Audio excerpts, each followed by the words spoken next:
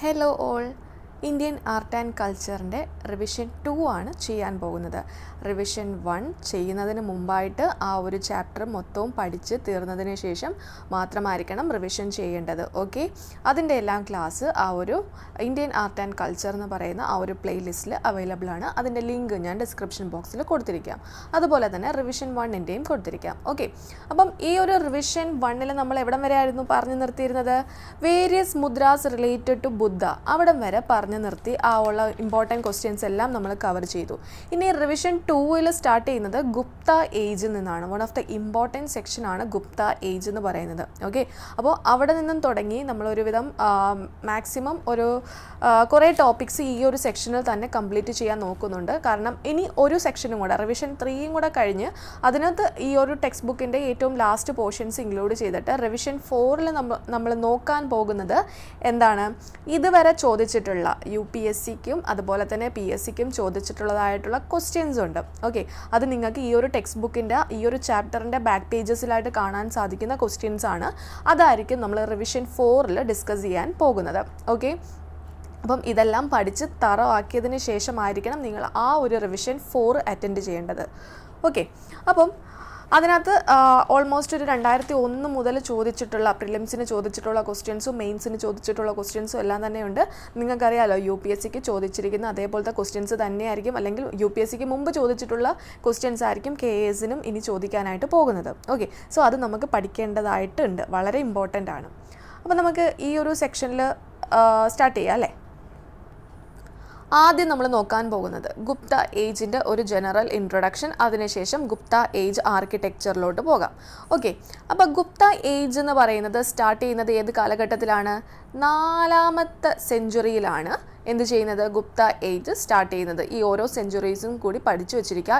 എക്സാമിന് വീണ്ടും വീണ്ടും ചോദിക്കുന്ന ഒരു ക്വസ്റ്റ്യൻ ആണ് ഈ ഒരു സെഞ്ച്വറീസ് ഏത് കാലഘട്ടത്തിലാണ്. ഇതിപ്പോൾ ഗുപ്ത ഏജ് മാത്രമല്ല, ബാക്കിയുള്ളതിൻ്റെ എല്ലാം സെഞ്ച്വറീസ് പഠിക്കണം കേട്ടോ. അപ്പം 4th സെഞ്ച്വറി AD കാലഘട്ടത്തിലാണ് എന്ത് ചെയ്യുന്നത്? ഗുപ്ത ഏജ് സ്റ്റാർട്ട് ചെയ്യുന്നത്. നിങ്ങൾക്കിപ്പോൾ ജസ്റ്റ് ഒന്ന് ഓർത്തിരിക്കാൻ വേണ്ടി ഗുപ്തന് എത്ര 4 വയസ്സൊന്നും ആലോചിച്ച് വെച്ചിരുന്നാൽ മതി, നിങ്ങൾക്ക് മറന്നു പോകത്തില്ല. ഓക്കെ, അപ്പോൾ ഗുപ്ത ഏജ് സ്റ്റാർട്ട് ചെയ്യുന്നത്. ഇനി golden one of the important question ആണ് ഗോൾഡൻ ഏജ് ഓഫ് ഇന്ത്യ. PSCക്കും അതുപോലെ തന്നെ എല്ലാ എക്സാംസിനും റിപ്പീറ്റ് ചെയ്ത് ചോദിക്കുന്ന ഒരു ക്വസ്റ്റ്യൻ ആണ് ഗോൾഡൻ ഏജ് ഓഫ് ഇന്ത്യ എന്നറിയപ്പെടുന്നത് ഏത് പീരീഡാണ്? ഓപ്ഷൻസിൽ ഗുപ്ത ഏജും മുഗൾ പീരീഡും ഡൽഹി സുൽത്താനേറ്റും എല്ലാം ഉണ്ടാവും. അതിനകത്ത് ഏതാണ്? ഞാൻ കഴിഞ്ഞ ക്ലാസ് എടുത്തപ്പോഴേ പറഞ്ഞു തന്നിട്ടുണ്ടായിരുന്നു. എന്താണ്? ഗോൾഡൻ എന്താണ്? G ആണ് അല്ലേ? അപ്പം എന്താണ്? ആ G വെച്ച് തുടങ്ങുന്ന തന്നെ ഒരു പീരീഡ് ആയിരിക്കും. അതായത് ഗുപ്ത പീരീഡ് തന്നെയാണ് എന്തെന്ന് അറിയപ്പെടുന്നത്? ഗോൾഡൻ ഏജ് ഓഫ് ഇന്ത്യ എന്ന് അറിയപ്പെടുന്നത്. മറന്നു പോകത്തില്ലല്ലോ. ഗോൾഡൻ ഏജ് ഓഫ് ഇന്ത്യ എന്നറിയപ്പെടുന്ന ഏത് പീരീഡാണ്? ഗുപ്ത പീരീഡാണ്. ഇനി ഏർലിയസ്റ്റ് ഗുപ്ത റൂളേഴ്സ് എന്ന് പറയുന്നത് ആരായിരുന്നു? ബുദ്ധിസ്റ്റുകളായിരുന്നു. അവർ ആ ഒരു ബുദ്ധിസ്റ്റ് ആർക്കിടെക്ചർ ആയിരുന്നു കൂടുതലും കണ്ടിന്യൂ ചെയ്ത് പോയിരുന്നത്. എന്നാൽ ലേറ്റർ പീരീഡിലായപ്പോഴത്തേക്കും ആര് വരുന്നു? ഹിന്ദു റൂളേഴ്സ് വരുന്നു. ഓക്കെ, ഹിന്ദു റൂളേഴ്സ് വരുമ്പം ഹിന്ദുസ് ആകുമ്പോൾ കൂടുതലും എന്തായിരിക്കും? ടെമ്പിൾ ആർക്കിടെക്ചറിനായിരിക്കും പ്രാധാന്യം കൊടുക്കുന്നത്. അതുപോലെ തന്നെ ബുദ്ധിസ്റ്റും ജെയിൻ ആർട്ടൊക്കെ കൂടുതലും ഈ ഒരു സമയത്ത് തന്നെ എസ്റ്റാബ്ലിഷ് ചെയ്തിട്ടുണ്ട്. അതുപോലെ ഈ ഗോൾഡൻ ഏജ് ഓഫ് ഇന്ത്യ എന്നറിയപ്പെടുന്നത് ഒരുപാട് ആസ്ട്രോണമിയിലും ഒരുപാട് നേട്ടങ്ങൾ സയൻസിലും ആസ്ട്രോണമിയിലും ഒക്കെ ഉണ്ടായതുകൊണ്ടാണ് ഇത് മൊത്തത്തിൽ ഗോൾഡൻ ഏജ് ഓഫ് ഇന്ത്യ എന്ന് അറിയപ്പെടുന്നത് കേട്ടോ. അപ്പം നമ്മൾ പറഞ്ഞു കൂടുതലും ബുദ്ധിസ്റ്റുകളും ജെയിനുകളുടെ ആർട്ടുകൾ കൂടുതലും ഈ ഒരു ടൈമിൽ എസ്റ്റാബ്ലിഷ് ചെയ്തിട്ടുണ്ടായിരുന്നു. ഈ ഗുപ്ത റൂളേഴ്സ് എന്ന് പറയുന്നത് എന്താണ്? കൂടുതലും ലേറ്റർ പീരീഡിൽ ഉണ്ടായിരുന്ന ഗുപ്ത റൂളേഴ്സ് ആരായിരുന്നു? ബ്രാഹ്മണിക്കൽ റൂളേഴ്സ് ആയിരുന്നു, ബ്രാഹ്മൺസ് ആയിരുന്നു. അപ്പോൾ അവർ കൂടുതലും എന്തായിരുന്നു? ആരാധനയും കാര്യങ്ങളൊക്കെ ആയിരുന്നു ചെയ്തുകൊണ്ടിരുന്നത്. അതുകൊണ്ട് അവർ 3 ഡയറ്റീസിനെ വേർഷിപ്പ് ചെയ്തിരുന്നു ആ ഒരു കാലഘട്ടത്തിൽ. ഓക്കെ, ഏതൊക്കെയായിരുന്നു 3 ഡയറ്റീസ് എന്ന് വെച്ചാൽ ദാണ്ട് പേരുകൾ ഓർക്കുക. വിഷ്ണു ഉണ്ട്, ശിവനുണ്ട്, ശക്തിയുണ്ട്. ഈ 3 ഡയറ്റീസാണ്. ഇനി ഇവരുടെ ഡയറക്ഷനും കൂടി മനസ്സിലാക്കി വെച്ചിരിക്കുക. നോർത്തേൺ പോർഷനിലും അതുപോലെ തന്നെ സെൻട്രൽ പാർട്ടിലുമായിട്ട് അവർ വേർഷിപ്പ് ചെയ്തിരുന്ന ആരെയായിരുന്നു? വിഷ്ണുവിനെ ആയിരുന്നു. ഓക്കെ, ഇനി ഈസ്റ്റേൺ പോർഷനിലായിട്ട് അവർ വേർഷിപ്പ് ചെയ്തിരുന്ന ആരെയായിരുന്നു? ശക്തിയായിരുന്നു. സത്തേൺ പോർഷനിൽ ആരായിരുന്നു? ശിവയായിരുന്നു. ഇനി സൗത്ത് വെസ്റ്റ് ഈ ഒരു ഭാഗം വരുമ്പോഴത്തേക്കും ആരെയായിരുന്നു വേർഷിപ്പ് ചെയ്തിരുന്നത്? ഈ ശക്തിയെ തന്നെയായിരുന്നു ഇവിടെയും വേർഷിപ്പ് ചെയ്തുകൊണ്ടിരുന്നത്. ക്ലിയർ ആയല്ലോ? ഒന്നും കൂടെ പറയണോ? 3 പ്രിൻസിപ്പൽ ഡൈറ്റീസിനെ ആയിരുന്നു അവർ വർഷിപ്പ് ചെയ്തുകൊണ്ടിരുന്നത്. മെയിനായിട്ടും 3 പേര് ആരൊക്കെയാണ്? ഗുപ്ത പീരീഡിലെ കാര്യമാണ് പറയുന്നത്. വിഷ്ണു ഉണ്ട്, ശിവനുണ്ട്, ശക്തിയുണ്ട്. നോർത്ത് ആൻഡ് സെൻട്രൽ പാർട്ട്, ഈ ഒരു നോർത്ത് ഭാഗത്തും ഈ ഒരു സെൻട്രൽ പോർഷനിലുമായിട്ട് ആരെയായിരുന്നു അവർ കൂടുതൽ ചെയ്തിരുന്നത്? വിഷ്ണുവിനെയാണ്. ഇനി ഈസ്റ്റ് പോർഷനിലായിട്ട് ശക്തിയാണ്, സൗത്ത് പോർഷനിലായിട്ട് ശിവനെയാണ്. അതുപോലെ സൗത്ത് വെസ്റ്റ് പോർഷനിലായിട്ട് ആരെയാണ്? ശക്തിയാണ്. ക്ലിയർ ആയല്ലോ? അടുത്ത ഏറ്റവും ഇമ്പോർട്ടൻ്റ് ആയിട്ടുള്ളൊരു സെക്ഷനാണ് ഗുപ്ത ഏജ് ആർക്കിടെക്ചർ എന്ന് പറയുന്നത്. ഓക്കെ, ഗുപ്ത ഏജ് ആർക്കിടെക്ചറിൽ നമുക്ക് രണ്ട് കാര്യങ്ങളാണ് പഠിക്കാനുള്ളത്. എന്നാൽ അതിൻ്റെ സബ് ഡിവിഷൻസ് എന്ന് പറയുന്നത് കുറേ ഉണ്ട്, അതും നമുക്ക് ഒരുപാട് പഠിക്കാനുണ്ട്. ഓക്കെ, അപ്പോൾ നോക്കാം. എന്താണ്? കേവും സ്തൂപങ്ങളുമായിരുന്നു അവിടുത്തെ ഏറ്റവും വലിയ ആ ഒരു ടൈമിലുണ്ടായിരുന്ന ഏറ്റവും ഇമ്പോർട്ടൻ്റ് ആയിട്ടുള്ള ആർക്കിടെക്ചർ കാര്യങ്ങളെന്ന് പറയുന്നത്. അപ്പോൾ കേവ് എന്ന് പറയുമ്പോഴത്തേക്ക് നിങ്ങൾ വിചാരിക്കുക 1 or 2 കേവ് ആണെന്നല്ലേ? പക്ഷേ അല്ല, ഇത്രയും കേവുകളുടെ കാര്യം നമുക്ക് ഈ ഒരു ഗുപ്ത ഏജ് ആർക്കിടെക്ചറിൽ പഠിക്കാനായിട്ടുണ്ട്. വളരെ ഇമ്പോർട്ടൻ്റ് ആണ്. നിങ്ങൾക്ക് ഈ ഒരു റിവിഷൻ 4 അറ്റൻഡ് ചെയ്യുമ്പോൾ നിങ്ങൾക്ക് മനസ്സിലാവും ഇതിനകത്ത് നിന്ന് എത്രമാത്രം ക്വസ്റ്റ്യൻസ് ആണ് മുമ്പ് ചോദിച്ചിട്ടുള്ളതെന്ന്. ഓക്കെ, അപ്പം കേവുകളുടെ കാര്യം പറയുമ്പോഴത്തേക്കും ഈ ഇത്രയും കേവ് എത്രയുണ്ട്? 6 കേവുകളുണ്ട്. 6 കേവുകളുടെ കാര്യം നമുക്ക് ഡീറ്റെയിൽ ആയിട്ട് പഠിക്കാനുണ്ട്. അതുപോലെ തന്നെ സ്തൂപ വലിയ ഇമ്പോർട്ടൻസ് ഇല്ല, എന്നാലും അതിൻ്റെ എക്സാമ്പിൾ പേര് ഓർത്ത് വെച്ചിരിക്കുക. നമ്മളടുത്ത് ഇപ്പം എക്സാമിന് മെയിൻസ് എക്സാമിന് ഇപ്പോൾ ചോദിക്കുന്നു ഗുപ്ത ഏജ് ആർക്കിടെക്ചർ ഒന്ന് എക്സ്പ്ലെയിൻ ചെയ്യാൻ പറഞ്ഞാൽ നമ്മളെന്താ വെറുതെ കിളി പോയി കണക്ക് ഇരിക്കേണ്ട കാര്യമില്ല. നമുക്ക് ഈ കാര്യങ്ങളൊന്നും ജസ്റ്റ് ഒന്ന് പോയിന്റ്സ് ഓർത്ത് വെച്ചിരുന്നാൽ പോലും നമുക്ക് മാക്സിമം എഴുതാനായിട്ട് സാധിക്കുന്ന ഒരു ക്വസ്റ്റ്യനാണ് ഈ ഒരു ഗുപ്ത ഏജ് ആർക്കിടെക്ചർ എന്ന് പറയുന്നത്. സോ എൻ്റെ ടെലഗ്രാമിൽ കുട്ടികളാണെങ്കിൽ നിങ്ങൾ എന്ത് ചെയ്യുക? ഈ പോയിന്റ്സ് എല്ലാം അവർ മാത്രമല്ല കേട്ടോ, ബാക്കിയുള്ള പഠിക്കുന്നവരെയും കൂടെ കൺസിഡർ ചെയ്താണ് പറയുന്നത്. പക്ഷേ അവരിപ്പം ഇതിൻ്റെ റിവിഷൻ നടത്തിക്കൊണ്ടിരിക്കുകയാണ്. അതുകൊണ്ട് ഞാൻ പറയുകയാണ്, നിങ്ങൾ എന്ത് ചെയ്യുക? ഈ ജസ്റ്റ് പോയിന്റ്സ് മാത്രം ഒന്ന് നോട്ട് ചെയ്ത് വെച്ചിരിക്കണം കേട്ടോ. ഇത് വളരെ ഇമ്പോർട്ടൻ്റ് ആണ്. അത്രയ്ക്ക് ഇമ്പോർട്ടൻ്റ് ആയതുകൊണ്ടാണ് ഞാൻ പറയുന്നത്. ഓക്കെ, അപ്പം ഗുപ്ത ഏജ് ആർക്കിടെക്ചർ എന്ന് പറയുമ്പം അതിനകത്ത് എന്തുണ്ട്? കേവുകളും ഉണ്ട്, സ്തൂപാസും ഉണ്ട്. ഓക്കെ, കേവുകളുടെ കാര്യം വരുമ്പോൾ നമുക്കിതിനകത്ത് പ്രധാനമായിട്ടും പഠിക്കാനുള്ള കേവുകൾ ഏതൊക്കെയാണ്? അജന്തയുണ്ട്, എല്ലോറയുണ്ട്, ഭാഗുണ്ട്, ജുനാഗഡ് ഉണ്ട്, ഉദയഗിരി ഉണ്ട്, മണ്ഡപേശ്വറുണ്ട്. ഓക്കെ, ക്ലിയർ ആയല്ലോ? ഇത്രയും കേവുകളുടെ പേര് ആദ്യമായിട്ട് കേൾക്കുന്നവരാണെങ്കിൽ വിഷമിക്കേണ്ട. നമ്മളിനി അങ്ങോട്ട് പഠിക്കുമ്പോഴത്തേക്ക് ഇത് വീണ്ടും കേൾക്കുന്നുണ്ട്. അതങ്ങ് നമുക്ക് അങ്ങ് ഓർത്തിരിക്കാൻ പറ്റിക്കോളും. അപ്പോൾ കേവിൻ്റെ കാര്യത്തിലോട്ട് പോകാം. അതിനു മുമ്പ് ജസ്റ്റ് ഒരു ഇൻട്രൊഡക്ഷൻ നോക്കാം. During Gupta period architectural development of the cave remain constant. എന്താണ്? മുമ്പത്തെ ആ ഒരു ടൈമിൽ ആർക്കിടെക്ചർ കാര്യങ്ങളൊക്കെ തന്നെ ആയിരുന്നു കേവുകളിൽ ഉണ്ടായിരുന്നത്. പക്ഷേ അഡീഷണൽ ആയിട്ട് ഈ ഒരു ഗുപ്ത പീരീഡ് എത്തിയപ്പോഴത്തേക്ക് വന്ന ആ ഒരു അഡീഷണൽ ഫീച്ചർ എന്താണെന്ന് വെച്ചാൽ മ്യൂറൽ പെയിൻറ്റിങ്സ് വന്നു എന്നുള്ളതാണ്. അപ്പോൾ ഗുപ്ത പീരീഡിലാണ് എന്ത് വരുന്നത്? മ്യൂറൽ പെയിൻറ്റിങ്സ് ഈ കേവുകളിലൊക്കെ കാണാനായിട്ട് തുടങ്ങുന്നത്. ഓക്കെ, ഈ ഒരു ഇൻട്രൊഡക്ഷൻ കൊടുത്തിട്ട് നിങ്ങൾക്ക് എന്ത് ചെയ്യാം? ബാക്കിയുള്ള കാര്യങ്ങൾ ഓരോ കേവുകളുടെ കാര്യങ്ങളും ഒക്കെ അതിനകത്ത് കൊടുക്കാൻ. ഓക്കെ, അപ്പോൾ നമ്മൾ ആദ്യമേ നോക്കുന്നത് അജന്ത കേവാണ്. അജന്ത കേവ് വളരെ ഇമ്പോർട്ടൻ്റ് ആയിട്ടുള്ള ഒരു കേവാണ്. എല്ലാ എക്സാംസിനും ചോദിക്കുന്ന ഒരു കേവാണ്. അതുകൊണ്ട് ശ്രദ്ധിച്ചിരിക്കുക. നമുക്ക് ഈസി ആയിട്ട് പോയിന്റ്സ് ഞാൻ അത്രയും അതിനകത്ത് ഒത്തിരി കൊടുത്തിട്ടുണ്ട്. അത് ഞാൻ ഷോർട്ടാക്കി പറയുന്നുണ്ട്. നിങ്ങൾ ഇതേണൊക്കെ ഷോർട്ടാക്കി എക്സാമിന് എഴുതി വെക്കരുത്. ഞാൻ വീണ്ടും പറയുകയാണ്, ചിലവർ ഇതാണ് ആൻസർ റൈറ്റിംഗ് ഫോർമാറ്റ് എന്ന് പറഞ്ഞ് നിങ്ങൾ എഴുതി വെക്കും. പക്ഷെ അങ്ങനെ എഴുതി വെക്കരുത്. നിങ്ങൾ കറക്റ്റായിട്ട് അത് ഇലോബറേറ്റ് ചെയ്ത് തന്നെ എഴുതുക. ഓക്കെ, അപ്പോൾ അജന്ത കേവ്സ് എന്ന് പറയുന്നത് എവിടെയാണ്? സഹ്യാദ്രി റേഞ്ചസിൽ സ്ഥിതി ചെയ്യുന്ന ഒരു കേവാണ് എന്ത്? അജന്ത കേവ്. ഈ അജന്ത കേവ് ഒക്കെ ക്ലാസ് നമ്മൾ ഗുപ്ത പീരീഡ് ഓക്കെ നമ്മളിപ്പം റിവിഷന് മുമ്പേ നിങ്ങളിത് പഠിച്ചിട്ടില്ല എങ്കിൽ ഒരു കാര്യം ചെയ്യുക, നമ്മളുടെ ആ ഒരു Indian art and culture chapter 1 എന്ന് പറയുന്ന ഒരു പ്ലേലിസ്റ്റിൽ നോക്കിയാൽ നിങ്ങൾക്ക് ഈ Gupta age architecture separate class available ആണ്. അതൊന്ന് കണ്ടു നോക്കുക. അതിനകത്ത് ഞാൻ ഇതിൻ്റെ കേവ്സിൻ്റെ ഫിഗേഴ്സും കാര്യങ്ങളും ഒക്കെ ഡീറ്റെയിൽ ആയിട്ട് പറയുന്നുണ്ട് കേട്ടോ. അത് കണ്ടതിന് ശേഷം ഈ ഒരു റിവിഷൻ ക്ലാസ് നോക്കുക. അപ്പം അജന്ത കേവ്സ് എന്ന് പറയുമ്പോഴത്തേക്കും എവിടെയാണ് സ്ഥിതി ചെയ്യുന്നത്? സഹ്യാദ്രി റേഞ്ചസിലാണ് സ്ഥിതി ചെയ്യുന്നത്. എവിടെ? വഘോര റിവറിന് അടുത്തുള്ള സഹ്യാദ്രി റേഞ്ചസിലാണ്, വഘോര റിവറിലുള്ള സഹ്യാദ്രി റേഞ്ചസിലാണ് എന്ത് ചെയ്യുന്നത്? അജന്ത കേവ്സ് സ്ഥിതി ചെയ്യുന്നത്. ആദ്യത്തെ പോയിന്റ് കിട്ടിയല്ലോ. എവിടെയാണ്? സഹ്യാദ്രി റേഞ്ച്. ഏത് റിവറാണ്? വഘോര റിവർ. ക്ലിയർ ആയല്ലോ? ഇനി അജന്ത കേവ്സ് ഏത് സ്ഥലത്താണ്? മഹാരാഷ്ട്രയിലാണ് അജന്ത കേവ്. മഹാരാഷ്ട്രയിലെ ഔറംഗാബാദിന് അടുത്തായിട്ടാണ് എന്ത് സ്ഥിതി ചെയ്യുന്നത്? അജന്ത കേവ്സ് സ്ഥിതി ചെയ്യുന്നത്. 2 പോയിന്റ്സ് ക്ലിയർ ആയല്ലോ. സഹ്യാദ്രി റേഞ്ചസിൻ്റെ കാര്യവും പറയുക, അതുപോലെ തന്നെ മഹാരാഷ്ട്രയിലെ ഔറംഗാബാദിൻ്റെ കാര്യവും പറയുക. ഓക്കെ, ഇനി പറയേണ്ടത് എന്താണ് അജന്ത കേവ്സിൽ മൊത്തത്തിൽ 29 കേവ്സ് ആണ് ഉള്ളത്. എത്ര കേവ്സ് ആണ്? 29 കേവ്സ് ആണ് ടോട്ടൽ ആ ഒരു അജന്ത കേവ്സിലുള്ളത്. അതിൽ 25 എന്ന് പറയുന്നത് എന്താണ്? വിഹരാസ് ആണ്. എന്താണ്? വിഹരാസ് ആണ്. 4 എന്താണ്? ചൈത്യാസ് ആണ്. എന്താണ് വിഹരാസ് എന്ന് പറയുന്നത്? നമ്മൾ പറഞ്ഞു, നേരത്തെ ക്ലാസ്സിൽ തന്നെ ഡിസ്കസ് ചെയ്തതാണ്. റെസിഡൻഷ്യൽ കേവ്സിനെയാണ് എന്തെന്ന് പറയുന്നത്? വിഹരാസ് എന്ന് പറയുന്നത്. അതുപോലെ ചൈത്യ എന്ന് പറയുന്നത് എന്താണ്? പ്രെയർ ഹാൾസിനെ ആയിരിക്കും ചൈത്യ എന്ന് പറയുന്നത്. അപ്പോൾ അതും ക്ലിയർ ആയല്ലോ. അപ്പം നിങ്ങൾക്ക് വേണമെങ്കിൽ ഒന്ന് പ്രിലിംസിന് ചോദിക്കാം, അജന്ത കേവ്സിൽ എത്ര ഗുഹകളാണ് മൊത്തത്തിലുള്ളത്? അപ്പോൾ നിങ്ങൾ ആൻസർ 29 ഗുഹകളാണ്. അതിൽ 25 എന്താ? വിഹരാസും 4 ചൈത്യാസുമാണ്. ആ ക്ലാസിഫിക്കേഷൻ ഇമ്പോർട്ടൻ്റ് ആണ്, പഠിച്ചു വെച്ചിരിക്കുക. Okay, next, developed in the period between 200 BC to 650 AD. ഏത് കാലഘട്ടത്തിലാണ്? 200 BC 650 AD കാലഘട്ടത്തിലാണ് എന്ത് ചെയ്യുന്നത്? ഈ ഒരു കേവ് ഉണ്ടാക്കുന്നത്. ഇത് ബുദ്ധിസ്റ്റ് മോങ്കുകൾ, അതായത് ബുദ്ധിസ്റ്റ് പുരോഹിതന്മാരാണ് അത് ഉണ്ടാക്കിയെങ്കിലും ആരുടെ കാർമ്മികത്വത്തിലാണ്? വഗദഗ കിങ്ങിൻ്റെ കാർമ്മികത്വത്തിലാണ്. അതിലെ വഗദഗ കിങ്സിൽ ഏറ്റവും പ്രൊമിനൻ്റ് ആയിട്ടുള്ള ആൾ ആരാണ്? ഹരീഷ് ഷേണയാണ്. ആരാണ്? ഹരീഷ് ഷേണ.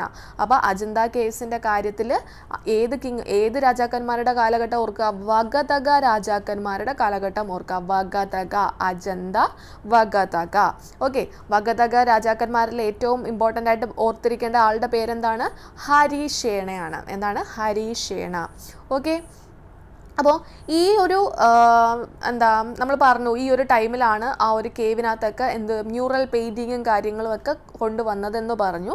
ഓക്കെ, അപ്പം ഈ ഒരു അജന്ത കേവിൽ പെയിൻറ്റിങ് എന്ന് പറയുന്നത്, ഫിഗേഴ്സ് എന്ന് പറയുന്നത് ഏത് പെയിൻറ്റിങ് ടെക്നിക്കാണ് യൂസ് ചെയ്തതെന്ന് വെച്ചാൽ ഫ്രെസ്കോ പെയിൻറ്റിങ് ടെക്നിക്കാണ്. എന്താണ് ഫ്രെസ്കോ പെയിൻറ്റിങ് ടെക്നിക്ക് എന്നൊക്കെ ഞാൻ ക്ലാസ്സിൽ നല്ലതുപോലെ ഡിസ്ക്രൈബ് ചെയ്തിട്ടുണ്ട്.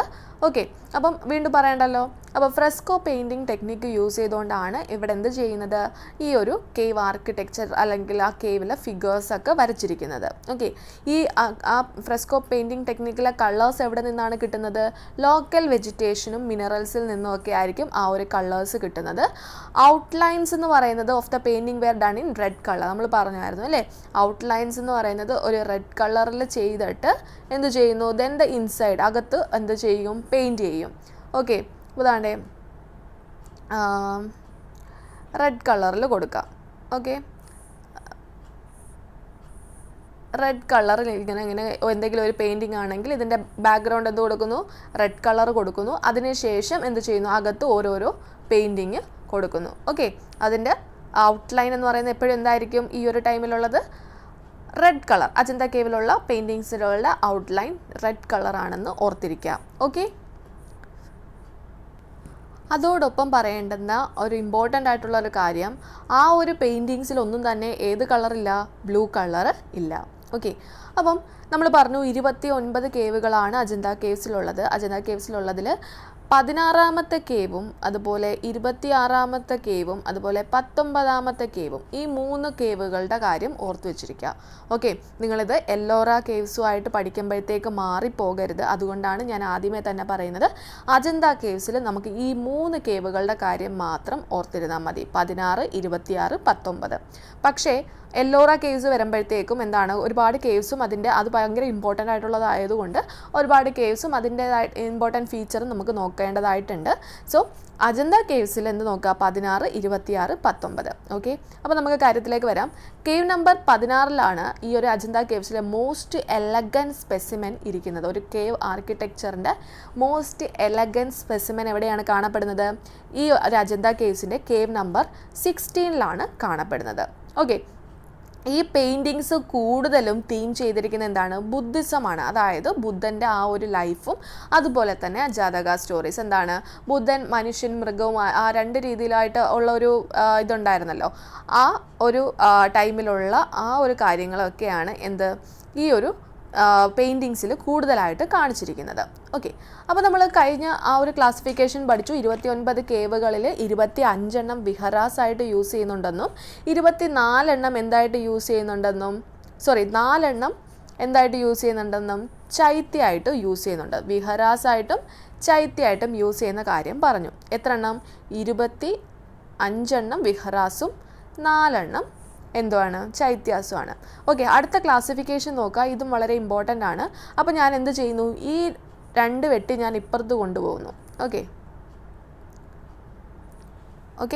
2 വെട്ടി ഞാൻ ഇതിനകത്തുള്ള ആദ്യത്തെ 2 വെട്ടി അപ്പുറത്തോട്ട് കൊണ്ടുവന്നു. അപ്പോൾ ഇവിടെ എന്തായി? 5 ആയി, ഇവിടെ 24 ആയി. എന്താ സംഭവം നോക്കാം. 29 കേവ് ഉള്ളതിൽ 5 കേവ് എന്ന് പറയുന്നത് ഏത് ഫേസിൽ ഉണ്ടാക്കിയതാണ്? Developed during Hinayana phase. Hinayana ഫേസിലാണ് എന്ത് ചെയ്തിരിക്കുന്നത്? 5 കേവ്, 29 കേവുകൾ ഓർത്ത് വെച്ചിരിക്കുക. 29 കേവുകളിൽ 5 കേവുകൾ ഉണ്ടാക്കിയിരിക്കുന്നത് ഹിനയന ഫേസിലും 29 കേവുകളിൽ 24 ഉണ്ടാക്കിയിരിക്കുന്നത് മഹായാന ഫേസിലുമാണ്. മഹായാന ഫേസിലും കൂടെയാണ്. ഓക്കെ, ക്ലിയർ ആയല്ലോ? മറ്റേത് നമ്മൾ പറഞ്ഞത് ഏതൊക്കെയായിട്ടാണ് യൂസ് ചെയ്യുന്നതായിരുന്നു. 25 എന്താ വിഹരാസും, 4 ചൈത്യാസും. എന്നാൽ ഇവിടെ പറയുന്നത് ഏത് ടൈമിലാണ് ഉണ്ടായതെന്ന അടിസ്ഥാനത്തിൽ നമുക്ക് എന്ത് ചെയ്യാം? 2 അപ്പുറത്ത് കൊണ്ട് ഇട്ട് കൊടുത്താൽ മാത്രം മതി. എന്താ ഡെവലപ്ഡ് ഡ്യൂറിങ് ഹിനയന 5 ഹിനയന ഫേസിലും മറ്റേത് എന്താണ്? മഹായാന ഫേസിലുമാണ് ഉണ്ടായിട്ടുള്ളത്. ഓക്കെ, അപ്പോൾ നമ്മൾ അജന്ത കേവ്സ് ചോദിക്കുകയാണെങ്കിൽ അല്ലെങ്കിൽ അജന്ത കേവ്സിൻ്റെ എന്തെങ്കിലും കാര്യങ്ങൾ എഴുതുവാണെങ്കിൽ, ഞാൻ പറഞ്ഞിട്ടുണ്ട്, കഴിഞ്ഞ ക്ലാസ്സിലും പറഞ്ഞതാണ്, ആ ഒരു എക്സാമ്പിൾ എന്ന് പറയുന്നത് വളരെ ഇമ്പോർട്ടൻ്റ് ആണ്. ഓക്കെ, അപ്പോൾ അജന്ത കേവ്സിൻ്റെ നമുക്ക് ഇമ്പോർട്ടൻ്റ് ആയിട്ടുള്ള ഒരു പ്രൊമിനൻറ്റ് സ്കൾപ്ചർ എന്താണെന്ന് വെച്ചാൽ കേവ് നമ്പർ 26 എന്ത് നമുക്ക് കാണാം? മഹാപരിനിർവണ ഓഫ് ബുദ്ധ. ബുദ്ധൻ്റെ ആ ഒരു സ്ട്രക്ചറാണ്. ഇതൊക്കെ നമ്മൾ എന്ത് ചെയ്തിട്ടുണ്ട്? ആ ഒരു ക്ലാസ്സിൽ ഞാൻ ഫിഗേഴ്സൊക്കെ കാണിച്ചു തന്നിട്ടുണ്ട് കേട്ടോ. അപ്പോൾ മഹാപരിനിർവണ ഓഫ് ബുദ്ധയാണ് ഇവിടെ കേവ് നമ്പർ 26. അതുപോലെ കേവ് നമ്പർ 19 എന്താണ്? നാഗാകിൻ ആൻഡ് ഹിസ് കൺസേർട്ട്. അതായിരിക്കും അതിനകത്ത് കാണിച്ചിരിക്കുന്നത്. ഓക്കെ, അത് കണ്ടിട്ടില്ലാത്തവർ ആ ക്ലാസ് ഒന്ന് കണ്ടു നോക്കുക. അതിൻ്റെ ലിങ്ക് ഞാൻ ആ പ്ലേലിസ്റ്റിൻ്റെ ലിങ്ക് ഞാൻ ഡിസ്ക്രിപ്ഷൻ ബോക്സിൽ കൊടുത്തിരിക്കാം കേട്ടോ. ഓക്കെ, അപ്പോൾ നമുക്ക് അജന്ത കേവ്സ് കംപ്ലീറ്റ് ചെയ്തു. അത്രയും കാര്യങ്ങൾ നമുക്ക് ടെക്സ്റ്റ് വായിക്കുമ്പോഴത്തേക്ക് വിചാരിക്കും അതിനകത്ത് ഒരുപാട് കാര്യങ്ങൾ നമുക്ക് പഠിക്കാനുണ്ടെന്ന്. അത്രയ്ക്കും ഒന്നുമില്ല, ഇത്രയും പോയിൻറ്റ്സ് മാത്രമേ ഉള്ളൂ. അതിനെ ഒന്ന് ഇലോബറേറ്റ് ചെയ്ത് പറഞ്ഞിരിക്കുന്നു എന്ന് മാത്രമേ ഉള്ളൂ. ഓക്കെ, അപ്പം നമുക്ക് എന്നാൽ അടുത്ത കേവിൻ്റെ കാര്യം നോക്കാം. ഗുപ്ത ഏജ് ആർക്കിടെക്ചറിലെ കേവുകളിൽ രണ്ടാമത്തെ വളരെ ഇമ്പോർട്ടൻ്റ് ആയിട്ടുള്ള അജന്ത കേവ്സ് പോലെ തന്നെ വളരെ ഇമ്പോർട്ടൻ്റ് ആയിട്ടുള്ള ഒരു കേവാണ് ഏത്? എല്ലോറ ഗുഹകൾ. എല്ലോറ ഗുഹകൾ കുറേ പേരൊക്കെ പോയിട്ടുണ്ടാവും അല്ലേ? അപ്പോൾ എല്ലോറ ഗുഹകളുടെ കാര്യം പറയുമ്പോൾ നമ്മൾ ആദ്യമേ പറയേണ്ടത് അജന്ത കേവിൽ നിന്നും ഒരു 100 കിലോമീറ്റർ പോയാൽ നമുക്ക് ഇവിടെ എത്താം? എല്ലോറ കേവുകളിൽ എത്താം. അജന്ത കേവിൽ 29 കേവ് ആയിരുന്നു എങ്കിൽ ഇവിടെ നമുക്ക് എത്രയാണ്? 34 കേവുകളാണ് മൊത്തത്തിലുള്ളത്. എല്ലോറയിലാണ് ഏറ്റവും കൂടുതൽ കേവുകളുള്ളത് അല്ലേ? 34 കേവുകളാണ് അജന്തയെക്കാളും ഉള്ളത്. ഓക്കെ, അപ്പം നമ്മൾ വിചാരിക്കുക 34 കേവുകളും അങ്ങ് ഒരേ കണക്കത്തെ കേവുകളാണോ? അല്ല. ആ 34 കേവുകളിൽ 17 കേവ് ബ്രാഹ്മൺസിൻ്റെ കുറേ കാര്യങ്ങളൊക്കെയാണ് ആ ഒരു കേവിലുള്ളത്. ബാക്കി 12 എന്താണ്? ബുദ്ധിസ്റ്റുകളുടെയാണ്. 5 എന്താണ്? ജെയിൻസിൻ്റെയാണ്. ഓക്കെ, 34 എന്തൊക്കെയായിട്ടാണ് ക്ലാസിഫൈ ചെയ്തിരിക്കുന്നത്? ആദ്യമേ 17 ആക്കി. 17 എന്ന് പറയുമ്പോൾ ബ്രാഹ്മൺസിൻ്റെ. പിന്നീട് എന്തായി? 12 ആക്കി. 12 എന്ന് പറയുമ്പോൾ 12 ബുദ്ധിസ്റ്റുകളുടെയും 5 ജെയിൻസിൻ്റെ കേവുകളും ചേർത്ത് 34 കേവ്സാണ് എല്ലോറ ഗുഹയിൽ ഉള്ളത്. നമ്പേഴ്സ് പഠിച്ചു വെച്ചിരിക്കുക. 17 ആരുടെയാണ്? ബ്രാഹ്മൺസിൻ്റെ, 12 ബുദ്ധിസ്റ്റിൻ്റെ, 5 ജെയിൻസിൻ്റെ. ഓക്കെ, ഇത് ഉണ്ടായത് ഏത് ടൈമിലാണ്? 5th and 11th century. ആ ഒരു കാലഘട്ടത്തിലാണ് എന്ത് ചെയ്യുന്നത്? ഈ ഒരു കേവ് ഉണ്ടായിട്ടുള്ളത്. 5th and 11th century AD ഉണ്ടായത്. ഇത് എന്താണ്? അജന്ത കേവ്സിനെ അപേക്ഷിച്ച് പുതിയതാണ് അല്ലേ? അജന്ത കേവ്സ് അതിന് പഴയ കാലത്താണ് ഉണ്ടായത്. അജന്ത കേവ്സിനെ അപേക്ഷിച്ച് ഏറ്റവും പുതിയത് ഏതാണ്? എല്ലോറ ഗുഹകളാണ് പുതിയത്. Okay, the cave reflect a natural diversity in terms of theme and architectural style. അതും അതിനകത്ത് നമുക്ക് ചേർത്ത് ഇമ്പോർട്ടൻ്റ് ആയിട്ട് പറയാൻ പറ്റുന്ന ഒരു പോയിൻ്റാണ്. ഓക്കെ, ഇനി വളരെ വളരെ വളരെ ഇമ്പോർട്ടൻ്റ് ആയിട്ട് പഠിക്കേണ്ടുന്ന ഒരു സെക്ഷനാണ് ഇത്. എന്താണ് സംഭവം? നമ്മൾ പറഞ്ഞു മൊത്തത്തിൽ 34 കേവുകളാണ് ഉള്ളതെന്ന്. നിങ്ങൾ വിചാരിക്കുക, ഇപ്പോൾ ഇത്രയും ഒരു കേവ്, ഇതിപ്പം ഒരുമിച്ച് ഇങ്ങനെ ഇരിക്കുന്ന കേവാണെങ്കിൽ ഇത് മൊത്തത്തിൽ എത്രയുണ്ട്? 35 കേവുകളുണ്ടെന്ന് ഓർത്ത് വെച്ചിരിക്കുക. ഓക്കെ, 35 കേവുകളുണ്ട്. അതിൽ ആദ്യത്തെ ഇപ്പം നമ്മൾ എന്ത് ചെയ്യുന്നു? ഇവിടെ നിന്ന് ഈ ഒരു ഭാഗത്ത് നിന്ന് നമ്മൾ അങ്ങോട്ട് നടന്നു പോകുമ്പോഴത്തേക്ക് ജസ്റ്റ് ഒന്ന് ഇമാജിൻ ചെയ്യുക. ഓക്കെ, ഓർത്തിരിക്കാൻ വേണ്ടിയിട്ടാണ്, തെറ്റിപ്പോകാതിരിക്കാൻ വേണ്ടിയിട്ടാണ് പറയുന്നത്. അപ്പം ആദ്യം തൊട്ട് നമ്മൾ ഇവിടെ നിന്ന് അങ്ങോട്ട് പോകുമ്പോഴത്തേക്കും എന്ത് ചെയ്യുന്നു? ആദ്യത്തെ ഗുഹകളിലും ആദ്യത്തെ 1, 2, 3, 4, 12 വരെ ഉള്ള ഗുഹകളിൽ നമ്മൾ ആരെ കാണുന്നു? ബുദ്ധിസ്റ്റുകളെ കാണുന്നു. ആരെയാണ്? ബുദ്ധിസ്റ്റുകളെയാണ് കാണുന്നത്. 1 മുതൽ കേവ് നമ്പർ വളരെ ഇമ്പോർട്ടൻ്റ് ആണ് കേട്ടോ എല്ലോറ ഗുഹകളുടെ കാര്യം പഠിക്കുമ്പം. കേവ് 1 മുതൽ 12 വരെ നമ്മൾ കാണുന്നത് ആരെയാണ്? ബുദ്ധിസ്റ്റുകളെയാണ്. ഹിന്ദുസിനെ ഒന്നുമല്ല, ജെയിൻസിൻ്റെ അല്ല, ആരെയാണ് കാണുന്നത്? ബുദ്ധിസ്റ്റുകളെയാണ് കാണുന്നത്. ഓക്കെ, അപ്പോൾ 12ാമത്തെ കേവ് കഴിഞ്ഞ് നമ്മൾ എന്ത് ചെയ്യുന്നു? തൊട്ടടുത്ത 13ാമത്തെ കേവ് മുതൽ 29ാമത്തെ കേവ് വരെ നടന്നു പോകുമ്പോഴത്തേക്കും ആരെ കാണുന്നു? ഹിന്ദുസിനെ കാണുന്നു. ഓക്കെ, 1 മുതൽ 12 വരെ ആരുടെ ഗുഹയാണ്? ബുദ്ധിസ്റ്റുകളുടെ ഗുഹയാണ്. കേവ് 13ാമത്തെ നമ്പർ മുതൽ 29ാമത്തെ നമ്പർ വരെ ആരാണ്? ഹിന്ദുക്കളാണ്. അവസാനത്തെ 5 എണ്ണം 30 മുതൽ 35 വരെ ഉള്ളത് ആരാണ്? ജെയിൻസ് ആണ്. ഓക്കെ, ക്ലിയർ ആയല്ലോ? ഒന്നും കൂടെ പറയാം. 1 മുതൽ 12 വരെ ആരാണ്? ആദ്യമേ ആരാണ്? ബുദ്ധിസ്റ്റുകളാണ്. 13 മുതൽ 29, അതായത് ജെയിൻസിൻ്റെ ഒന്ന് ഓർത്ത്, ഇതിപ്പം മറന്നുപോയാലും ജെയിൻസിൻ്റെ നമ്പർ ഒന്ന് ഓർത്ത് വെച്ചിരുന്നാൽ മതി. 30 മുതൽ 34, ഒരിക്കലും 31 മുതൽ 35 വരെ എന്നൊന്നും എഴുതി വെക്കരുത്. 30 മുതൽ 34 വരെയാണ്. ഓക്കെ, അപ്പോൾ നമുക്ക് ഇത് മറന്നു പോയാലും നമുക്ക് ബാക്കിയുള്ള കാര്യം ഓർത്ത് വെച്ചിരുന്നാൽ കിട്ടും. എന്താണ്? 1 മുതൽ 12 വരെ ബുദ്ധിസ്റ്റ് ആണെങ്കിൽ 13 മുതൽ 30 മുമ്പ് വരെ 29 വരെ ആരാണ്? ഹിന്ദുസ് ആണ്. ഓക്കെ, 30 മുതൽ 34 വരെ ആരാണ്? ജെയിൻസ് ആണ്. ക്ലിയർ ആയല്ലോ? സംഭവം ക്ലിയർ ആയല്ലോ? ഓക്കെ, ഇനി അടുത്ത ഇതിൻ്റെയോടൊപ്പം പഠിക്കേണ്ടത്, ഈ ബുദ്ധിസ്റ്റിൻ്റെ കേവും ഈ ഹിന്ദുസിൻ്റെ കേവും കൺസ്ട്രക്ട് ചെയ്തത് ഏത് ഡൈനാസ്റ്റിയാണ്? രാഷ്ട്രകൂടയാണ്. രാഷ്ട്രകൂട ഡൈനാസ്റ്റിയാണ് എന്ത് ചെയ്യുന്നത്? ഈ ആദ്യത്തെ 2 കേവുകളും എല്ലാം കൺസ്ട്രക്ട് ചെയ്തിട്ടുള്ളത്. ഓക്കെ, ബുദ്ധിസ്റ്റുകളുടെയും ഹിന്ദുസിൻ്റെയും കേവ് കൺസ്ട്രക്ട് ചെയ്ത ആരാണ്? രാഷ്ട്രകൂട ഡൈനാസ്റ്റിയാണ്. ഇനി ജെയിൻസിൻ്റെ ആ ഒരു കേവ് കൺസ്ട്രക്ട് ചെയ്തത് ആരാണ്? യാദവ ഡൈനാസ്റ്റിയാണ്. എന്താണ്? യാദവ ഡൈനാസ്റ്റിയാണ് ജെയിൻസിൻ്റെ ആ ഒരു കേവ് ആ ഒരു കേവ് അല്ല, 5 കേവും കൺസ്ട്രക്ട് ചെയ്തിരിക്കുന്നത്. ഓക്കെ, അതിന് ഒരു ദിഗംബര സെക്ഷൻ എന്നാണ് പറയുന്നത്. ജെയിൻസിൻ്റെ കേവിനെ എന്തെന്നാണ് പറയുന്നത്? ദിഗംബര സെക്ഷൻ എന്നാണ് പറയുന്നത്. ഇത് ക്ലിയർ ആയല്ലോ? ഇത്രയും ക്ലിയർ ആക്കിയിട്ട് ബാക്കി കാര്യങ്ങൾ നോക്കുക. ജസ്റ്റ് ഒന്ന് നോട്ട് ചെയ്ത് എവിടെയെങ്കിലും ഒന്ന് നോട്ട് ചെയ്ത് വെച്ചിരിക്കുക. ഓക്കെ, അപ്പം cave number 1 to 12, 13 to 29, 30 to 34. Buddhist, Hindu, Jain, Rashtrakuta dynasty, Yadava dynasty. ഇത്രയും കാര്യങ്ങൾ മാത്രമേ ഉള്ളൂ അതിനകത്ത്. ഓക്കെ, ഞാനിങ്ങനെ വീണ്ടും എക്സ്പ്ലെയിൻ ചെയ്യാൻ നിന്നാൽ ഒരുപാട് ടൈം പോകും, വീഡിയോയുടെ ലെങ്തും വളരെ കൂടും, അല്ലെങ്കിൽ ഒരുപാട് വീഡിയോസ് ചെയ്യേണ്ടതായിട്ട് വരും. അതുകൊണ്ട് ഞാൻ പെട്ടെന്ന് പറഞ്ഞു പോകാം. ഓക്കെ, അപ്പം some of the prominent caves in Ellora ഏതൊക്കെയാണ്? കേവ് നമ്പർ 10 എന്ന് പറയുന്നത് Buddhist chaitya cave known as Vishwakarma cave or carpenters cave. അപ്പോൾ Vishwakarma cave or carpenters cave എന്നറിയപ്പെടുന്ന ഏതാണ്? കേവ് നമ്പർ 10 ആണ്. ഇത് വളരെ ഇമ്പോർട്ടൻ്റ് ആണ്. ഞാൻ വീണ്ടും പറയുന്നില്ല എന്ന് വെച്ച് ഇമ്പോർട്ടൻ്റ് അല്ല എന്ന് കരുതരുത് കേട്ടോ. ബുദ്ധ ഈ സീറ്റഡ് ഇൻ ദ ധർമ്മചക്ര മുദ്ര here with the Bodhi tree carved at the, അതൊക്കെ നമ്മൾ ക്ലാസ്സിൽ ആ ഫിഗേഴ്സ് ഒക്കെ കണ്ടതാണ് അല്ലേ? കേവ് നമ്പർ 14 എന്താണ്? രാവൺ കി ഘായി. കേവ് നമ്പർ 15 അറിയപ്പെടുന്നത് ദശാവതാർ ടെമ്പിൾ. കേവ് നമ്പർ 16 ഏതാണ്? കൈലാശ ടെമ്പിൾ ആണ്. Dedicated to lord Shiva, developed under the patronage of Rashtrakuta king Krishna ഫസ്റ്റിൻ്റെ നേതൃത്വത്തിൽ ഉണ്ടാക്കിയ ആ ഒരു കൈലാശ ടെമ്പിൾ ആണ് കേവ് നമ്പർ 16 കാണപ്പെടുന്നത്. Carved out of a monolith, single stone വെച്ചിട്ടാണ് ഉണ്ടാക്കിയിരിക്കുന്നത്. Also a sculpture on the walls of the Kailasha temple depicting Ravana shaking Mount Kailasha. അതിൻ്റെ ഫിഗേഴ്സ് നമ്മൾ അതിനകത്ത് കണ്ടായിരുന്നു. ഓക്കെ, അപ്പോൾ കേവ് നമ്പർ 29 എന്ന് പറയുന്നത് ധൂമർ ലേനെയും കേവ് നമ്പർ 21 എന്ന് പറയുന്നത് രാമേശ്വർ ലേനെയാണ്. 2 ഫേമസ് ജെയിൻ കേവ്സ് എന്ന് പറയുന്നത് ഇത് ഇമ്പോർട്ടൻ്റ് ആണ്, ഓർത്ത് വെച്ചിരിക്കുക. ഏതൊക്കെയാണ്? ഇന്ദ്രസഭയും ജഗന്നാഥ സഭയാണ്. ഏതൊക്കെയാണ്? ഇന്ദ്രസഭയും ജഗന്നാഥ സഭയാണ് എന്ത് 2 ഫേമസ് ആയിട്ടുള്ള ജെയിൻ കേവ്സ് എന്ന് പറയുന്നത്. കേവ് നമ്പർ 32ഉം കേവ് നമ്പർ 33യും വളരെ ഇമ്പോർട്ടൻ്റ് ആണ്. സ്പീഡ് കൂടുകയെന്ന് തോന്നുകയാണെങ്കിൽ ജസ്റ്റ് പ്ലേ ബാക്ക് സ്പീഡ് ഒന്ന് കുറച്ചിട്ടാൽ മതി കേട്ടോ. അപ്പം ഭാഗ് കേവ്സ് ആണ് നമ്മളുടെ അടുത്ത കേവ്. അജന്തയും കഴിഞ്ഞു, എല്ലോറയും കഴിഞ്ഞു. അടുത്ത കുറച്ച് അധികം അജന്തയുടെയും എല്ലോറയുടെ അത്രയും ഇമ്പോർട്ടൻസ് ഇല്ലെങ്കിലും ഇതിനകത്ത് നിന്ന് അവിടെ നിന്ന് വേണമെങ്കിൽ നമുക്ക് പ്രിലിംസിന് ക്വസ്റ്റ്യൻസ് വരാം. ഓക്കെ, ഭാഗ് കേവ്സ് എന്ന് പറയുമ്പോഴത്തേക്ക് എന്താണ്? ഭാഗിനി റിവറിൻ്റെ തീരത്ത്, മധ്യപ്രദേശിലെ ഭാഗിനി റിവറിൻ്റെ തീരത്താണ് സ്ഥിതി ചെയ്യുന്നത്. അതുപോലെ തന്നെ 9 കേവുകളാണ്, ഗ്രൂപ്പ് ഓഫ് 9 കേവ്സ്. ഭാഗിൽ എത്രയാണ്? 9. എല്ലോറയിൽ എത്രയാണ്? 34. അജന്തയിൽ എത്രയാണ്? 29. Okay, artificially very similar to Ajanta caves പോലെ തന്നെയാണ്. ഏറ്റവും സിഗ്നിഫിക്കൻറ്റ് ഈ ഭാഗ് കേവ്സിൽ ഏറ്റവും ഇമ്പോർട്ടൻ്റ് ആയിട്ടുള്ള ഒരു കേവാണ് എന്ത്? രംഗ് മഹാ മഹാൾ എന്നറിയപ്പെടുന്നത്. ഏതാണ്? രംഗ് മഹാൾ എന്നറിയപ്പെടുന്നു. അതുപോലെ തന്നെ ഇവിടുത്തെ പെയിൻറ്റിങ്സ്, ബാഗ കേവിലെ പെയിൻറ്റിങ്സ് എന്ന് പറയുന്നത് കൂടുതൽ മെറ്റീരിയലിസ്റ്റിക് ആണ്, സ്പിരിച്വലിസ്റ്റിക് അല്ല, മെറ്റീരിയലിസ്റ്റിക് ആണ്. ഇനി അടുത്തത് ജുനാഗഡ് കേവ്സ് ആണ്. ജുനാഗഡ് കേവ്സ് എവിടെയാണ്? ഗുജറാത്തിലെ ജുനാഗഡ് ഡിസ്ട്രിക്റ്റിലാണ് സ്ഥിതി ചെയ്യുന്നത്.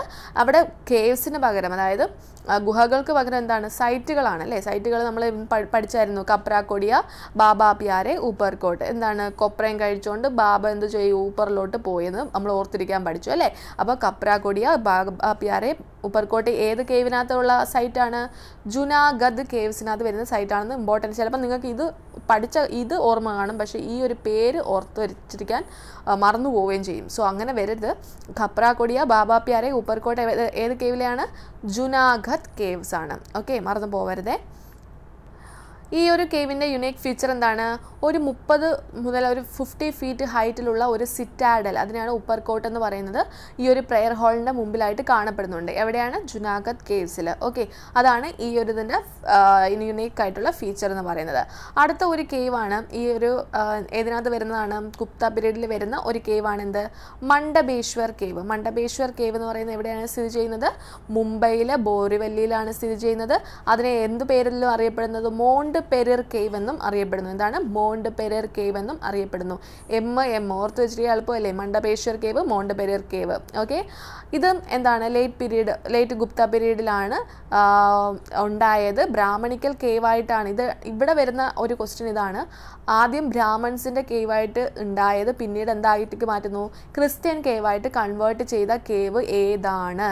അപ്പം ബാക്കിയുള്ള കേവിൻ്റെ പേരൊക്കെ വരും. അപ്പം നിങ്ങൾ വിചാരിക്കും, ഓ അജന്തയോ ജുനാഗഡ് എന്ന് കേൾക്കുമ്പോൾ ഒരു പള്ളിയുടെ ഒരു പേരിൻ്റെ ആ ഒരു മീനിങ് വരുന്നുണ്ടെന്നൊക്കെ വിചാരിച്ച് അതങ്ങ് ബബിൾ ചെയ്ത് വെക്കും. അങ്ങനെ വെക്കരുത്. എന്താണ്? ബ്രാഹ്മണിക്കൽ കേവ് പിന്നീട് കൺവേർട്ട് ചെയ്ത് ക്രിസ്ത്യൻ കേവ് ആക്കിയത് ഏത് കേവാണ്? മണ്ഡബേശ്വർ കേവാണ്. മണ്ഡബേശ്വർ കേവാണ് എന്ത് ചെയ്യുന്നത്? ആ ഒരു ക്രിസ്ത്യൻ കേവാക്കി മാറ്റിയെടുക്കുന്നത്. ഓക്കെ, ഇനി the remains of the site include sculptures of Nataraja. അവിടെ എന്തൊക്കെ കിട്ടിയിട്ടുണ്ട്? നടരാജയുടെയും സദാശിവയുടെയും അർദ്ധനാരീശ്വരയുടെയൊക്കെ എന്ത് കിട്ടിയിട്ടുണ്ട്? സ്കൾപ്ചേഴ്സ് ആ ഒരു ഭാഗങ്ങളിൽ നിന്ന്, ആ ഒരു സൈറ്റിൽ നിന്ന് കിട്ടിയിട്ടുണ്ട്. ഇനി അടുത്ത ഇമ്പോർട്ടൻ്റ് ആയിട്ടുള്ള ഒരു കേവാണ് എന്ത്? ഉദയഗിരി കേവ്. ഉദയഗിരി. ഓക്കെ, അപ്പോൾ നിങ്ങൾ റിവിഷൻ 1 പഠിച്ചിട്ട് വന്നവരാണെങ്കിൽ നിങ്ങൾ വിചാരിക്കും, ഓ നമ്മൾ നേരത്തെ ഈ ഉദയഗിരി കേവ് പഠിച്ചിട്ടുണ്ടെന്ന്. പക്ഷേ ആ ഉദയഗിരി കേവ് അല്ല ഈ ഉദയഗിരി കേവ്. ഓർത്ത് വെച്ചിരിക്കുക, അത് വേറെ, ഇത് വേറെ. ഓക്കെ, അതെന്തായിരുന്നു? ഉദയഗിരി നമ്മൾ പോസ്റ്റ് മൗര്യൻ പീരീഡ് പഠിച്ചപ്പം അതിൻ്റെ എക്സാമ്പിളായിട്ട് ഉദയഗിരി ആൻഡ് ഖണ്ഡാഗിരി കേവ് ആയിരുന്നു ഒഡീഷയിൽ. അതായിരുന്നു പഠിച്ചത്. പക്ഷേ ആ ഉദയഗിരി കേവ് അല്ല, ഉദയഗിരി ആൻഡ് ഖണ്ഡാഗിരി അല്ല ഈ ഒരു ഗുപ്ത പീരീഡിൽ വരുന്ന കേവ്. ഇവിടെ വരുന്ന ഏതാണ്? വെറും ഉദയഗിരി കേവാണ്. ഓക്കെ, ഇതും കൺഫ്യൂസ്ഡ് ആക്കുന്ന ഒരു ക്വസ്റ്റ്യൻ ആയതുകൊണ്ട് തന്നെ പ്രീവിയസ് ഇയറിൽ ഒരുപാട് വട്ടം ചോദിച്ചിട്ടുള്ള ഒരു ക്വസ്റ്റ്യൻ ആണ്. അപ്പം അതെവിടെയായിരുന്നു? പോസ്റ്റ് മൗര്യനിലെ ഉദയഗിരി ഖണ്ഡാഗിരി കേവ് എവിടെയായിരുന്നു? ഒഡീഷയിലാണോ? പക്ഷെ നമ്മളിപ്പോൾ പഠിക്കാൻ പോകുന്ന ഏതാണ്? ഗുപ്ത പീരീഡിലുള്ള ഉദയഗിരി കേവാണ്. അത് ഒഡീഷയിലാണോ? അല്ല, പകരം എവിടെയാണ്? വിഡിഷയിലാണോ? അത് ഒഡീഷ, ഇതെന്താണ്? വിഡിഷ. മധ്യപ്രദേശിലെ വിഡിഷയിലാണ് ഈ ഒരു ഉദയഗിരി കേവ് സ്ഥിതി ചെയ്യുന്നത്. ഇത് 5th സെഞ്ച്വറി AD കാലഘട്ടത്തിലാണ് ഉണ്ടാക്കിയിരിക്കുന്നത്. ആരാണ് ഉണ്ടാക്കിയത്? ചന്ദ്രഗുപ്ത രണ്ടാമനാണ് എന്ത് ചെയ്തിരിക്കുന്നത്? ഈ ഒരു ഉദയഗിരി കേവ്. അതുകൊണ്ട് തന്നെ വളരെ ഇമ്പോർട്ടൻ്റ് ആയിട്ട് വേണമെങ്കിൽ എപ്പോഴും ചോദിക്കുന്ന ഒരു ക്വസ്റ്റ്യൻ ആണ്. ഈ ഒരു ചന്ദ്രഗുപ്ത സെക്കൻഡ് ഉണ്ടാക്കിയത് കൊണ്ട് തന്നെ വളരെ ഇമ്പോർട്ടൻ്റ് ആയിട്ട് വരുന്ന ഒരു സെക്ഷനാണ് ഈ ഉദയഗിരി കേവ് എന്ന് പറയുന്നത്. Famous for having various sculptures on hill walls. എന്താണ്? അവിടെ ഓരോ വോൾസിൽ ഒരുപാട് സ്ട്രക്ചേഴ്സൊക്കെ ഉണ്ടായിരുന്നു. അതുപോലെ തന്നെ the sculptures of Varaha or boar incarnation the Vishnu is notable. എന്താണ്? Famous sculptures on the hill walls ഉണ്ടായിരുന്നു. Varaha or boar incarnation of the വിഷ്ണുവിൻ്റെ ആ ഒരു ഫിഗേഴ്സ്, ആ ഒരു സ്കൾപ്ചറൊക്കെ വളരെ ഇമ്പോർട്ടൻ്റ് ആണ് ഈ ഒരു ഉദയഗിരി കേവിൽ. The caves have one of the earliest Hindu sculpture. Okay, ഏറ്റവും ആദ്യത്തെ ഹിന്ദു സ്കൾപ്ചർ കിട്ടുന്ന ഏത് കേവിൽ നിന്നാണ്? ഈ ഒരു ഉദയഗിരി കേവിൽ നിന്നാണ്. അപ്പോൾ ഇത്രയും കേവുകൾ മാത്രമേ ഉള്ളൂ നമുക്ക് ഏതിൽ പഠിക്കാനായിട്ട്? ഈ ഒരു ഗുപ്ത പീരീഡിലെ കേവ് ആർക്കിടെക്ചർ അല്ലെങ്കിൽ ഗുപ്ത ഏജ് ആർക്കിടെക്ചർ പറയുമ്പോൾ നമുക്ക് എക്സ്പ്ലെയിൻ ചെയ്യാൻ വേണ്ടിയിട്ട് ഈ കേവുകളുടെ കാര്യമൊക്കെ എടുത്തിടാം. ആദ്യം നമുക്ക് എന്ത് പറയാം? അജന്ത കേവ്സിൻ്റെ കാര്യം പറയാം. അതിനുശേഷം എല്ലോറയുടെ 2-3 പോയിന്റ്സ് പറയാം. അതിനുശേഷം എന്താണ് ഭാഗിൻ്റെ പറയാം, ജുനാഗദിൻ്റെ പറയാം, മണ്ഡബേശ്വറിൻ്റെ പറയാം. അതുപോലെ തന്നെ ഉദയഗിരി കേവ്സിൻ്റെ കാര്യങ്ങളും പറയാം. ഓക്കെ, അപ്പോൾ നമുക്കിനി അടുത്ത സെക്ഷനിലോട്ട് പോകാം. ഈ ഒരു ഗുപ്ത പീരീഡ് ആർക്കിടെക്ചറിൽ ഉണ്ടാകുന്ന അടുത്തൊരു സെക്ഷനാണ് എന്ത്? സ്തൂപങ്ങൾ. സ്തൂപങ്ങൾ എന്ന് പറയുമ്പോഴത്തേക്കും ഈ ഒരു ടൈമിൽ അധികം സ്തൂപങ്ങളുടെ ആ ഒരു വളർച്ചയൊന്നും തന്നെ ഉണ്ടായിരുന്നില്ല. ഡിക്ലൈൻ ആയിരുന്നു. ഡെവലപ്മെൻറ്റ് ഓഫ് സ്തൂപാസ് എന്തായിരുന്നു?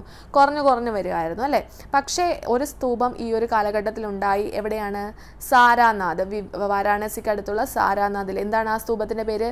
ധമേക് സ്തൂപ എന്നാണ് അറിയപ്പെടുന്നത്. അതാണ് ഈ ഒരു ഗുപ്ത പീരീഡിലുണ്ടായ ഒരേ ഒരു സ്തൂപ. അതുകൊണ്ട് തന്നെ വളരെ ഇമ്പോർട്ടൻ്റ് ആയിട്ട് ഓർത്ത് വെച്ചിരിക്കുക. ചിലപ്പം ചോദിക്കാം ഇത് ഏത് കാലഘട്ടത്തിൽ, ധമേക് സ്തൂപ ഏത് കാലഘട്ടത്തിലാണ് വരുന്നതെന്ന്. അല്ലെങ്കിൽ ഗുപ്ത പീരീഡിൽ ഉണ്ടായിരുന്ന സ്തൂപങ്ങൾ ഏതാണെന്ന് ചോദിച്ചിട്ട് ഓപ്ഷൻസിൽ വേറെ സാഞ്ചി സ്തൂപ അങ്ങനെയൊക്കെ കുറേ സ്തൂപകളുടെ പേര് കൊടുത്തപ്പം നമ്മൾ കറക്റ്റായിട്ട് മാർക്ക് ചെയ്യുന്നു. ഏത് സ്തൂപയാണ് ഗുപ്ത പീരീഡിലുള്ളത്?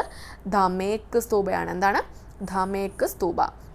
ഓക്കെ, അപ്പോൾ ഇനി നെക്സ്റ്റ് നമ്മൾ നോക്കുന്നത് ഈ ഗുപ്ത പീരീഡിലുള്ള സ്കൾപ്ചേഴ്സ് ആണ്. അപ്പോൾ സ്കൾപ്ചേഴ്സ് എന്ന് പറയുമ്പോഴത്തേക്ക് എന്താണ്? ഈ ഒരു ഗുപ്ത പീരീഡിൽ a new school of sculpture around Sarnath developed around Sarnath. സാരനാഥിൻ്റെ ആ ഒരു ടൈമിൽ സാരനാഥിൻ്റെ അവിടെയായിട്ട് എന്ത് ചെയ്യുന്നു? ഒരു പുതിയൊരു സ്കൂള് തുടങ്ങുന്നു. It was characterized by the use of cream coloured sandstone. എന്താണ് ആ ഒരു സ്കൂൾ ഓഫ് ആർക്കിടെക്ചർ അല്ലെങ്കിൽ സ്കൂൾ ഓഫ് സ്കൾപ്ചർ എന്ന് പറയുന്നത് ക്രീം കളേർഡ് സാൻഡ്സ്റ്റോൺ ആയിരുന്നു യൂസ് ചെയ്തിരുന്നത്. അതുപോലെ തന്നെ മെറ്റൽസും യൂസ് ചെയ്തിട്ടുണ്ടായിരുന്നു. സ്കൾപ്ചേഴ്സ് എന്ന് പറയുന്നത് കൂടുതലും എന്താണ്? ഡ്രസ്ഡ് ആയിട്ടുള്ള ആ ഒരു ഫിഗേഴ്സ് ആയിരുന്നു. നേക്കഡ് ആയിട്ടുള്ളത് വളരെ കുറവായിരുന്നു. ഓക്കെ, അപ്പോൾ അതിനുള്ള എക്സാമ്പിൾ നമുക്ക് വേണമെങ്കിൽ പറയാം. ഗുപ്ത പീരീഡിലുള്ള ആ ഒരു സ്കൾപ്ചറിനുള്ള എക്സാമ്പിൾ ഏതാണ്? സുൽത്താൻഗഞ്ച് ബുദ്ധയാണ്. സുൽത്താൻഗഞ്ച് ബുദ്ധ. ഇതൊന്ന് ഏകദേശം 7.5 ഫീറ്റ് ഹൈറ്റ് ഉണ്ട്. എവിടെ നിന്നാണ് കണ്ടെത്തിയത്? ബീഹാറിലാണ്. ഇതെന്ന് പറയുന്നൊരു കോപ്പർ സ്കൾപ്ചറാണ്. അപ്പോൾ ഗുപ്ത പീരീഡ് എത്രമാത്രം ഗോൾഡൻ ഏജ് ഓഫ് ഇന്ത്യ എന്ന് പറയാനുള്ള കാരണം മനസ്സിലായല്ലോ. ഇത്രയും കേവ്സിൻ്റെ കാര്യങ്ങളും ധമേക് സ്തൂപയുടെ കാര്യം, അതുപോലെ തന്നെ ഒരു സുൽത്താൻഗഞ്ച് ഓഫ് ബുദ്ധയുടെ ആ ഒരു സുൽത്താൻഗഞ്ച് ആ ഒരു ഫിഗറിൻ്റെ കാര്യവും ഇതിനകത്ത് വരുന്നുണ്ട്. ഓക്കെ, അപ്പോൾ നമ്മളുടെ ഗുപ്ത പീരീഡ് കംപ്ലീറ്റ് ചെയ്തിട്ടുണ്ട്. ഗുപ്ത പീരീഡിൽ ഇത്രയും കാര്യങ്ങൾ മാത്രമേ ഉള്ളൂ. നിങ്ങൾ അത് പഠിച്ചപ്പോൾ വളരെ കൺഫ്യൂസ്ഡ് ആയിട്ട് തോന്നിക്കാണും. പക്ഷേ ഇത്രയും കാര്യങ്ങൾ മാത്രമേ ഉള്ളൂ. ഈ പോയിന്റ്സ് ഒക്കെ ഒന്ന് എഴുതിയെടുത്ത് നോട്ട് ചെയ്ത് പഠിക്കാം. നെക്സ്റ്റ് നമ്മൾ നോക്കുന്നത് important ancient inscriptions and edicts ആണ്. ഓക്കെ, ഈ ഒരു സെക്ഷൻ്റെ ആ ഒരു ഡീറ്റെയിൽഡ് ഫുൾ നല്ല ക്ലിയർ ആക്കി തന്നെ ആ ഒരു ക്ലാസ് നമ്മളുടെ ആ ഒരു ഇതിനകത്ത് കിടപ്പുണ്ട്. അതൊന്ന് കാണുക. അപ്പം അത് പഠിച്ചതിന് ശേഷമായിരിക്കണം ഈ ഒരു സെക്ഷൻ അറ്റൻഡ് ചെയ്യേണ്ടത്. അപ്പം ഞാൻ നിങ്ങളുടെ അടുത്ത് ക്വസ്റ്റ്യൻ ചോദിക്കുകയാണ്. ആദ്യത്തെ ക്വസ്റ്റ്യൻ ഇതാണ്: which one of the following represent famine relief effort? ഇതിനകത്ത് ഫെമൈൻ റിലീഫ് എഫേർട്ടിനെ റെപ്രസെൻറ്റ് ചെയ്യുന്നത്? ഏതാണ്? അശോകൻ എഡിക്സ് ആണോ? സഗൗര കോപ്പർ പ്ലേറ്റ് ആണോ? റുമ്മിൻ്റെ എഡിക്സ് ആണോ? പ്രയാഗ് പ്രശസ്തിയാണോ? ഏതാണ്? പഠിച്ചിട്ടുണ്ടാവും അല്ലേ? ഏതാണ്? സഗൗര കോപ്പർ പ്ലേറ്റ് ആണ്. എന്തിനെ കാണിക്കുന്നത്? ഫെമൈൻ റിലീഫ് എഫേർട്ടിനെ കാണിക്കുന്നത്. ഓക്കെ, അടുത്ത ക്വസ്റ്റ്യൻ ഞാൻ ചോദിക്കുന്നു: which one represent the first tangible evidence of Buddhism? ബുദ്ധിസത്തിൻ്റെ ആദ്യത്തെ ഏറ്റവും ഫസ്റ്റ് ടാഞ്ചിബിൾ എവിഡൻസ് റെപ്രസെൻറ്റ് ചെയ്യുന്നത് ഇതിനകത്ത് ഏതാണ്? അശോകൻ എഡിക്സ് ആണോ? റുമ്മിൻ്റെ എഡിക്സ് ആണോ? പ്രയാഗ് പ്രശസ്തി ആണോ? സഗൗര കോപ്പർ പ്ലേറ്റ് ആണോ? ഏതാണ്? അശോകൻ എഡിക്സ് ആണ് അല്ലേ? രണ്ടാമത്തെ ക്വസ്റ്റ്യൻ്റെ ആൻസർ ഏതാണ്? അശോകൻ എഡിക്സ്. അടുത്ത മൂന്നാമത്തെ ക്വസ്റ്റ്യൻ ചോദിക്കുന്നു: in which inscription Ashoka refers to himself as beloved servant of the god? ഗോഡിൻ്റെ ബിലൗഡ് സെർവൻറ്റ് ദേവനാം പിയദാസി എന്ന് എഴുതിയിട്ടുള്ളത് ഏത് ഇൻസ്ക്രിപ്ഷനിലാണ്? ഓക്കെ, ഏതാണ്? ഒന്ന് ആലോചിച്ച് നോക്കിയാൽ നിങ്ങൾ പഠിച്ചിട്ടുണ്ടാവും. ഏതിലാണ് അങ്ങനെ പറഞ്ഞിരിക്കുന്നത്? In which inscription Ashoka refers himself as beloved servant of God? ഗോഡിൻ്റെ ബിലൗഡ് സെർവൻറ്റ് എന്ന് പറഞ്ഞിരിക്കുന്നത് ഏത് ഇൻസ്ക്രിപ്ഷനിലാണ്? അശോക എഡിക്സിൽ തന്നെയാണ്. ഓക്കെ, അശോക എഡിക്സിൽ തന്നെയാണ് ബിലൗഡ് സെർവൻറ്റ് ഓഫ് ഗോഡ് എന്ന് പറഞ്ഞിട്ടുള്ളത്. ഓക്കെ, അപ്പോൾ മൂന്നാമത്തെ ക്വസ്റ്റ്യൻ്റെ ആൻസർ ഏതാണ്? അശോക എഡിക്സ് ആണ്. അടുത്ത next question: which inscription mentions Ashoka's visit to Lumbini? ലുംബിനിയിലേക്കുള്ള അശോകൻ്റെ വിസിറ്റ് കാണിക്കുന്ന ഏതാണ്? അശോക എഡിക്സ് ആണോ? അല്ല, റുമ്മിൻ്റെ എഡിക്സ് ആണ് അല്ലേ?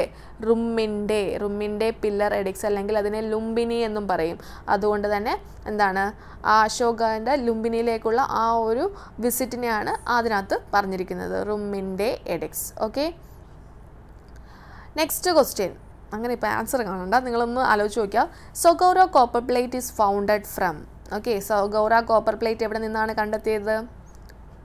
ഇതൊക്കെ ഇമ്പോർട്ടൻ്റ് ആണ് കേട്ടോ. അതിനകത്ത് വളരെ ഇമ്പോർട്ടൻ്റ് ആയിട്ടുള്ളൊരു സെക്ഷനാണ്. നിങ്ങൾ വെറുതെ ഒന്ന് വായിച്ചൊന്നും കളയരുത്, നല്ലതുപോലെ പഠിക്കുക.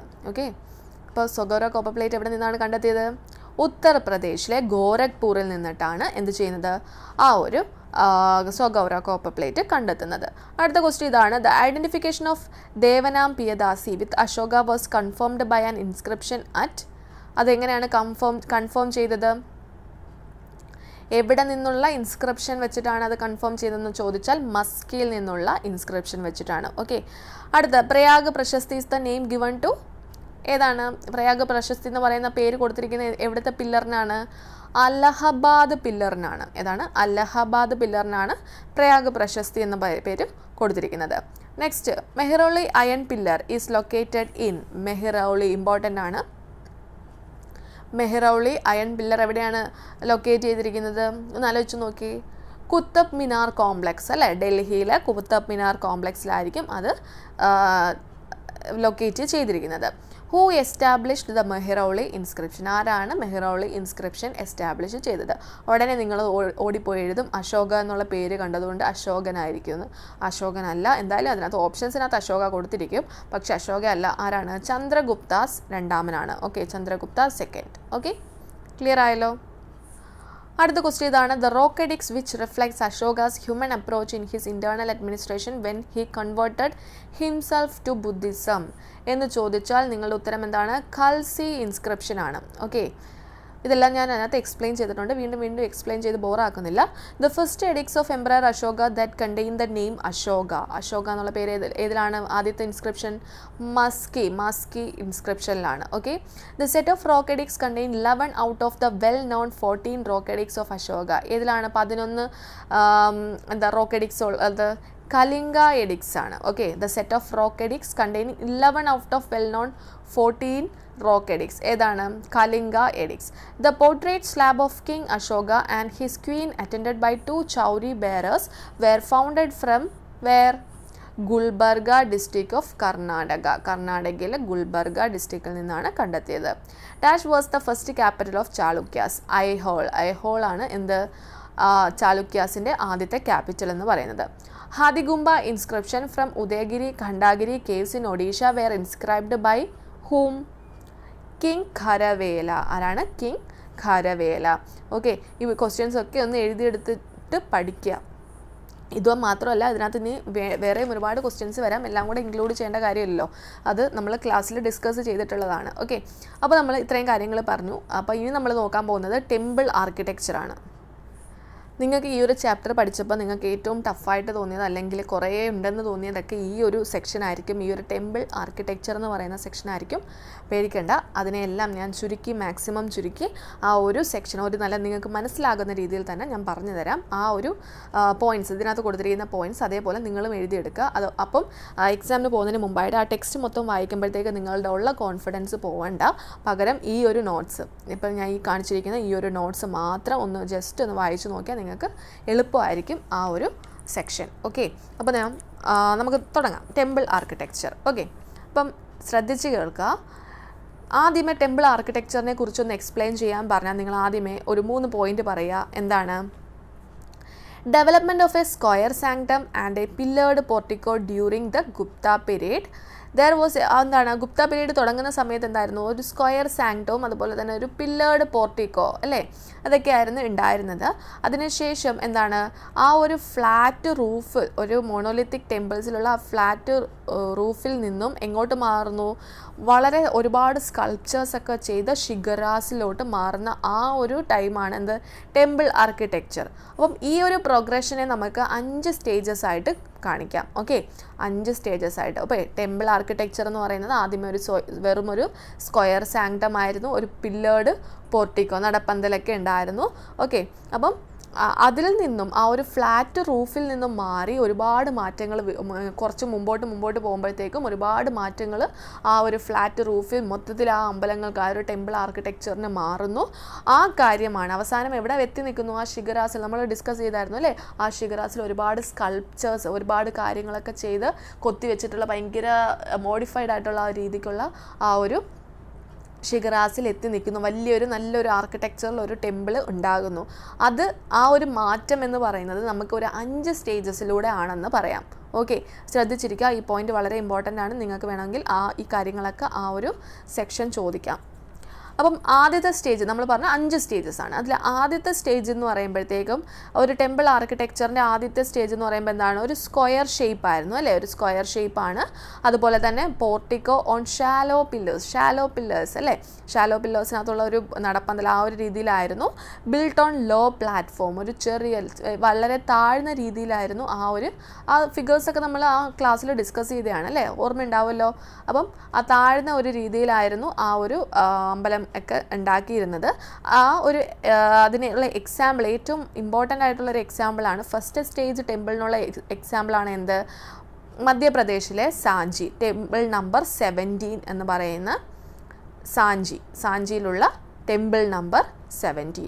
ഓക്കെ, മധ്യപ്രദേശിലെ സാഞ്ചിയിലുള്ള ടെമ്പിൾ നമ്പർ 17 ആണ് ആ ഒരു ഫസ്റ്റ് സ്റ്റേജ് ടെമ്പിളിനുള്ള എക്സാമ്പിൾ. ക്ലിയർ ആയല്ലോ. അപ്പോൾ ഫസ്റ്റ് സ്റ്റേജ് എന്ന് പറയുമ്പോൾ എന്തായിരുന്നു, ജസ്റ്റ് ഒന്ന് ഓർത്ത് വെച്ചിരിക്കാവുന്നതാണ്. ഒരു സ്ക്വയർ ഷേപ്പാണ്, ഫ്ലാറ്റ് ആയിട്ടുള്ള റൂഫാണ്, ഷാലോ പില്ലേഴ്സാണ്, വളരെ താഴ്ന്ന രീതിക്കാണ്, വളരെ താഴ്ത്തിയാണ് ആ അമ്പലം കെട്ടിയിരിക്കുന്നത്. അതിനുള്ള എക്സാമ്പിളാണ് ടെമ്പിൾ നമ്പർ 17. ഓക്കെ, എവിടെയാണ്, മധ്യപ്രദേശിലെ സാഞ്ചിയിൽ. അപ്പം അതിനുശേഷം കുറച്ചും കൂടെ മുമ്പോട്ട് വരുമ്പോഴത്തേക്ക് എന്ത് ചെയ്യുന്നു, കുറച്ച് മാറ്റങ്ങൾ വരുന്നു. എന്താണ് ആദ്യത്തെ മാറ്റം എന്ന് പറയുന്നത്, ആ താഴ്ത്തി കെട്ടിയിരുന്ന അമ്പലം എന്ത് ചെയ്യുന്നു, കുറച്ചും കൂടെ ഒന്ന് പൊക്കുന്നു അല്ലേ, പ്ലാറ്റ്ഫോം എന്ത് ചെയ്യുന്നു, കുറച്ചും കൂടെ ഒന്ന് പൊക്കുന്നു, അപ്രൈസ്ഡ് ആകുന്നു. അതുപോലെ തന്നെ ഒറ്റ നിലയാവുന്നത് ചിലപ്പോൾ ചില 2 നിലകളിലുള്ള 2 സ്റ്റോറിയുടെ ടെമ്പിൾസും എല്ലാം കണ്ടിട്ടുണ്ട്. അതുപോലെ തന്നെ കവേർഡ് ആംബുലേറ്ററി പാസേജ് വേ. ഓക്കെ, ആ കവേർഡായിട്ടുള്ള ഒരു ഇടനാഴി അല്ലെങ്കിൽ ഒരു നടപ്പാത. ഓക്കെ, അതിനുള്ള എക്സാമ്പിളാണ് Parvati temple at Nachna Kuthara in Madhya Pradesh. Just ആ ഒരു എക്സാമ്പിൾ ഒന്ന് ഓർത്ത് വെച്ചിരിക്കുക. ഓക്കെ, ഇനി നമുക്ക് തേർഡ് സ്റ്റേജ് നോക്കാം. തേർഡ് സ്റ്റേജ് എന്ന് പറയുമ്പോൾ എന്താണ്, എമർജൻസ് ഓഫ് ഷിഗറാസ്. അതാണ് ഫ്ലാറ്റ് റൂഫിന് പകരം ഷിഗറാസ്, ഇങ്ങനെ മേൽക്കൂരകൾ പോലെ ഇങ്ങനെയൊക്കെ വരുന്ന എപ്പോഴാണ്, തേർഡ് സ്റ്റേജ് എത്തിയപ്പോഴത്തേക്കാണ്. അതുപോലെ തന്നെയാണ് ഈ തേർഡ് സ്റ്റേജിലാണ് വലിയ മാറ്റങ്ങൾ ഈ ഒരു ടെമ്പിൾ ആർക്കിടെക്ചറിൽ വരുന്നത്. എന്താണ്, ഫ്ലാറ്റ് റൂഫ് മാറി ഷിഗറാസ് വന്നു. അതുപോലെ തന്നെ പഞ്ചയാതൻ സ്റ്റൈല് ഇൻട്രൊഡ്യൂസ് ചെയ്യുന്നു. അതായത് പഞ്ചയാതൻ സ്റ്റൈൽ എന്ന് വെച്ചാൽ എന്താണ്, ഒരു പ്രിൻസിപ്പൽ ഡൈറ്റ് ഉണ്ടാകും, അതുപോലെ തന്നെ അല്ലാതെ 4 സബ്സിഡറി ഷ്രൈൻസ്, മൊത്തത്തിൽ 5 ആ ഒരു ദൈവങ്ങൾ ചേർന്ന് ആ ഒരു ഇതിനെയാണ് പഞ്ചയാതൻ സ്റ്റൈൽ എന്ന് പറഞ്ഞത്. ഓക്കെ, അതെല്ലാം കൂടെ വരുന്നത് ഏതാണ്, തേർഡ് സ്റ്റേജിലാണ്. അതിനുള്ള എക്സാമ്പിളാണ് ദിയോഗർഹിലെ ദശാവതാര ടെമ്പിൾ, അതുപോലെ തന്നെ ഐഹോളിലെ ദുർഗ ടെമ്പിൾ. ആ പേരുകൾ ഓർത്തിരിക്കാലോ, എളുപ്പമല്ലേ. ഇനി ഫോർത്ത് സ്റ്റേജിലോട്ട് വരുമ്പോഴത്തേക്കും ഇത് ഓൾമോസ്റ്റ് തേർഡ് സ്റ്റേജ് പോലെ തന്നെയാണ്. ഒരു വ്യത്യാസം വരുന്നത് എന്തെന്ന് വെച്ചാൽ, ആ മെയിൻ ആയിട്ടുള്ള ആ ഒരു പ്രിൻസിപ്പളായിട്ടുള്ള ഒരു ദൈവം ഉണ്ടാവുമല്ലോ ആ ഒരു അമ്പലത്തിൽ, ബിക്കം മോർ റെക്റ്റാങ്കുലർ. ആ ഒരു പ്രിൻസിപ്പൾ മെയിൻ ഷ്രൈൻ എന്ന് പറയുന്നത് എന്താണ്, കൂടുതൽ റെക്റ്റാങ്കുലർ ആയിട്ട് മാറുന്നു. ഓക്കെ, അപ്പോൾ മഹാരാഷ്ട്രയിലെ ടെമ്പിൾ എന്ന് പറയുന്നത് അതിനുള്ള എക്സാമ്പിളാണ്. ഓക്കെ, ലാസ്റ്റ് വൺ എന്ന് പറയുന്നത് ഫിഫ്ത്ത് സ്റ്റേജ് ആണ്. അതെന്ന് പറയുമ്പോഴത്തേക്ക് എന്താണ് വളരെ ഇമ്പോർട്ടൻ്റ് ആയിട്ട് വരുന്നത്, സർക്കുലർ ടെമ്പിൾസ് വിത്ത് ഷാലോ റെക്റ്റാങ്കുലർ പ്രൊജക്ഷൻസ്. എന്താണ്, സർക്കുലർ ടെമ്പിൾസ് ആണ് വരുന്നത്, വിത്ത് ഷാലോ റെക്റ്റാങ്കുലർ, ചില പൊള്ളയായിട്ടുള്ളൊരു റെക്റ്റാങ്കുലർ പ്രൊജക്ഷൻസ് പോലെ നമുക്ക് കാണാനായിട്ട് സാധിക്കും. അതിനുള്ള എക്സാമ്പിളാണ് മണിയാർമത്ത് അറ്റ് രാജ്കർ. ഓക്കെ, അപ്പോൾ ഇത്രയും കാര്യങ്ങൾ മാത്രമേ ഉള്ളൂ അവിടെ. ഭയങ്കര വലുതായിട്ടൊക്കെ കൊടുത്തിരിക്കുന്നത്. ഈ പോയിൻറ്റ്സ് ഇമ്പോർട്ടൻ്റ് ആയിട്ട് നോട്ട് ചെയ്ത് പഠിക്കാം. Okay, first stage, second stage, third സ്റ്റേജിൽ വന്നപ്പോഴാണ് കൂടുതൽ മാറ്റങ്ങൾ. അതുപോലെ ഫോർത്ത് സ്റ്റേജ്, ഫിഫ്ത്ത് സ്റ്റേജ്. ഇത് മുമ്പ് ചോദിച്ചിട്ടുണ്ട്, ഇതിൻ്റെ എക്സാമ്പിൾ ഏത് സ്റ്റേജിലാണ് ഈ ഒരു അമ്പലം വരുന്നത് എന്നുള്ള രീതിക്ക് ക്വസ്റ്റ്യൻസ് ചോദിച്ചിട്ടുണ്ട്. സോ നിങ്ങൾ എന്ത് ചെയ്യുക, ആ എക്സാമ്പിൾസ് വളരെ ഇമ്പോർട്ടൻ്റ് ആയിട്ട് തന്നെ പഠിച്ചു വെച്ചിരിക്കുക. ഓക്കെ, ഇനി നമ്മൾ ഈ ഒരു സെക്ഷനിൽ വളരെ ഇമ്പോർട്ടൻ്റ് ആയിട്ടുള്ള മറ്റൊരു സെക്ഷനിലോട്ട് പോവുകയാണ്, styles of temple architecture. Okay, styles of temple architecture എന്ന് പറയുമ്പോഴത്തേക്കും ഇവിടെ എന്താണ് 2, 4, 6, 7 സ്റ്റൈലുകളെ കുറിച്ച് പഠിക്കാറുണ്ട്. ആദ്യത്തേതാണ് നാഗര സ്റ്റൈല്, പിന്നെന്താണ് Dravidian style, Nayaka style, Vesara style, Hoysala style, Vijayanagara style, Pala and Sena school. Okay, ഇത്രയും പേരുകൾ വളരെ വളരെ ഇത്രയും കാര്യങ്ങൾ ഇമ്പോർട്ടൻ്റ് ആണ്. കഴിഞ്ഞ മുമ്പ് തൊട്ടുള്ള സിവിൽ സർവീസ് എക്സാംസിനെല്ലാം ഈ ഒരു നഗര സ്റ്റൈലിനെ എക്സ്പ്ലെയിൻ ചെയ്യൂ, അല്ലെങ്കിൽ ദ്രവീഡിയൻ സ്റ്റൈൽ എക്സ്പ്ലെയിൻ ചെയ്യൂ എന്നൊക്കെ മെയിൻസിന് ഒരുപാട് ക്വസ്റ്റ്യൻസ് ചോദിച്ചിട്ടുണ്ട്. അതുപോലെ തന്നെ പ്രിലിംസിനും ഒരുപാട് ക്വസ്റ്റ്യൻസ് വന്നിട്ടുള്ള ഒരു മേഖലയാണ് ഈ ഒരു സ്റ്റൈൽസ് ഓഫ് ടെമ്പിൾ ആർക്കിടെക്ചർ. ഇത് നല്ല ഒരു കറക്റ്റ് ഒരു ഫോർമാറ്റിൽ നിങ്ങൾക്ക് പറഞ്ഞ് മനസ്സിലാക്കി തരാം. ഓക്കെ, ശ്രദ്ധിച്ച് കേൾക്കുക. അപ്പോൾ ഈ പേരുകൾ മനസ്സിലായല്ലോ. ഈ പേരുകളൊന്ന് നോട്ട് ചെയ്ത് വെച്ചിരിക്കുക. ഇത്രയും കാര്യങ്ങളാണ് ആ ഒരു സ്റ്റൈൽ ഓഫ് ടെമ്പിൾ ആർക്കിടെക്ചറിൽ വരുന്നത്. Basic form of Hindu temple. ഒരു ഹിന്ദു ടെമ്പിളിൻ്റെ ബേസിക് ഫോം എന്ന് പറയുമ്പം അവിടെ എന്തുണ്ടാവും? ഒരു സാങ്ക്ടം സാങ്ക്ടോറം ഉണ്ടാവും അല്ലേ, അതായത് ഒരു ഗർഭഗൃഹ, ആ ഒരു ശ്രീകോവിലുണ്ടാവും. അതുപോലെ തന്നെ ഒരു മണ്ഡപം ഉണ്ടാവും. കൂടുതലും ആ ഒരു ശ്രീകോവിലിനോട് ചേർന്നിട്ടുള്ള മണ്ഡപമായിരിക്കും, അല്ലെങ്കിൽ എന്താണ് അല്ലാതെ പുറത്ത് വലിയൊരു മണ്ഡപം വരും. അത് നമ്മൾ മുമ്പോട്ട് പോകുമ്പം ഏറെ സ്കൂൾസൊക്കെ ഇതിനകത്തുള്ള ഓരോ സെക്ഷൻസ് പഠിക്കുമ്പോൾ അതിനകത്ത് കാര്യം മനസ്സിലാവും. അതുപോലെ തന്നെ ഷിഗറാസ് ഉണ്ടാവും. മേൽക്കൂര എന്ന് പറയുന്നത് നല്ല രീതിക്ക് ഒരു ഷിഗറാസ് ഉണ്ടാവും അല്ലേ, ഇങ്ങനെ കൊടുത്തിരിക്കും. അതുപോലെ എന്താണ് വാഹന, ഇതെല്ലാം നമ്മൾ എന്ത് ചെയ്തിട്ടുണ്ട്, ആ ഒരു സെക്ഷനിൽ വരച്ച് ആ ഫിഗേഴ്സൊക്കെ കണ്ട് പഠിച്ചിട്ടുണ്ട്. സോ അത് വീണ്ടും എക്സ്പ്ലെയിൻ ചെയ്യുന്നില്ല. അപ്പം നമ്മൾ പറഞ്ഞു താണ്ട് ഇത്രയും സ്റ്റൈൽസുകളാണ് പഠിക്കാനുള്ളത്. അതിൽ ഞാൻ ഇപ്പോഴേ പറഞ്ഞു തരാം, ഈ ഒരു സ്റ്റൈൽ മാത്രം വേറൊരു സെക്ഷനും, ഇത്രയും സ്റ്റൈൽ എന്ന് പറയുന്നത് വേറൊരു സെക്ഷനുമാണ്. അതായത് എന്താണ് അവിടെ വ്യത്യാസം വരുന്നതെന്ന് വെച്ചാൽ, ഇത് ഇന്ത്യയുടെ നോർത്ത് ഭാഗങ്ങളിലായിട്ട് ഉണ്ടായതും ബാക്കിയുള്ള ഇതെല്ലാം എന്താണ് ടെമ്പിൾ ഇൻ സൗത്ത് ഇന്ത്യ ഭാഗത്ത് ഉണ്ടായിട്ടുള്ള ആർക്കിടെക്ചറാണ് ബാക്കി ഇത്രയും. ഓക്കെ, അപ്പോൾ ഇത് മാത്രമേ ഉള്ളൂ നോർത്തേൺ ഇന്ത്യയിൽ ഉണ്ടായിട്ടുള്ളത്. ബാക്കി ഇത്രയും എന്താണ് സദേൺ ഇന്ത്യയിൽ ഉണ്ടായതാണ്. അതുകൊണ്ട് നമ്മൾ ഈ ഒരു സെക്ഷൻ, അതായത് നഗര സ്റ്റൈൽ പഠിച്ചതിന് ശേഷം സൗത്ത് ഇന്ത്യൻ ആർക്കിടെക്ചർ, ആ ഒരു ടെമ്പിൾ ആർക്കിടെക്ചറിൽ സൗത്ത് ഇന്ത്യയിൽ കുറച്ച് ക്ലാസിഫിക്കേഷൻ ഉണ്ട്. അതിനുശേഷമായിരിക്കും എന്ത് ചെയ്യുന്നത്, ആ ബാക്കിയുള്ള ദ്രവീഡിയൻ സ്റ്റൈൽ തൊട്ട് പഠിക്കുന്നത്. ഓക്കെ, ക്ലിയർ ആയല്ലോ. അപ്പോൾ നമുക്ക് എന്ത് ചെയ്യാം, ആദ്യത്തെ സെക്ഷൻ നോക്കാം.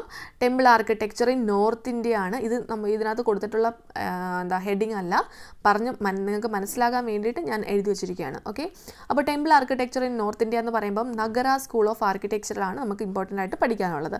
അത് മാത്രമേ ഉള്ളൂ ഇവിടെ വരുന്നത് നോർത്ത് ഇന്ത്യയിലെ ആർക്കിടെക്ചറിൽ സ്റ്റൈലിൽ വരുന്നത്. ഓക്കെ, അപ്പോൾ ഇതിൻ്റെ നമുക്ക് വേണമെങ്കിൽ ഫസ്റ്റ് സെൻറ്റൻസ് ഇങ്ങനെ കൊടുക്കാം. From 5th century AD onwards the distinct style of temple architecture developed in northern part of India known as നഗര style of temple architecture.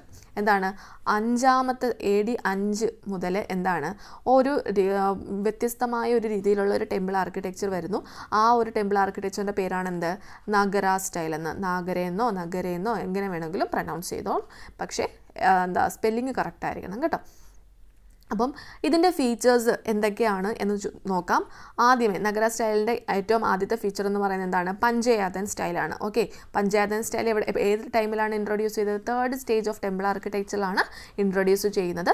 Okay, അപ്പോൾ പഞ്ചയാതൻ സ്റ്റൈലുണ്ട് ഇതിനകത്ത് ഈ ഒരു നഗര ടെമ്പിളിൽ. അതുപോലെ തന്നെ അസംബ്ലി ഹോൾസ് അല്ലെങ്കിൽ മണ്ഡപങ്ങൾ കൂടുതൽ എന്തായിരുന്നു, ഈ വിവാഹങ്ങളൊക്കെ നടത്താൻ വേണ്ടിയിട്ട് വലിയ ആ ഒരു രാജാക്കന്മാരുടെ രീതിയിലുള്ള വിവാഹങ്ങളൊക്കെ ഇല്ലേ, അതൊക്കെ നടത്താൻ വേണ്ടിയിട്ട് മണ്ഡപങ്ങളുണ്ടായിരുന്നു. അതുപോലെ തന്നെ അസംബ്ലി ഹോൾസ് ഉണ്ടായിരുന്നു ഈ ഒരു നഗര സ്റ്റൈലിൽ.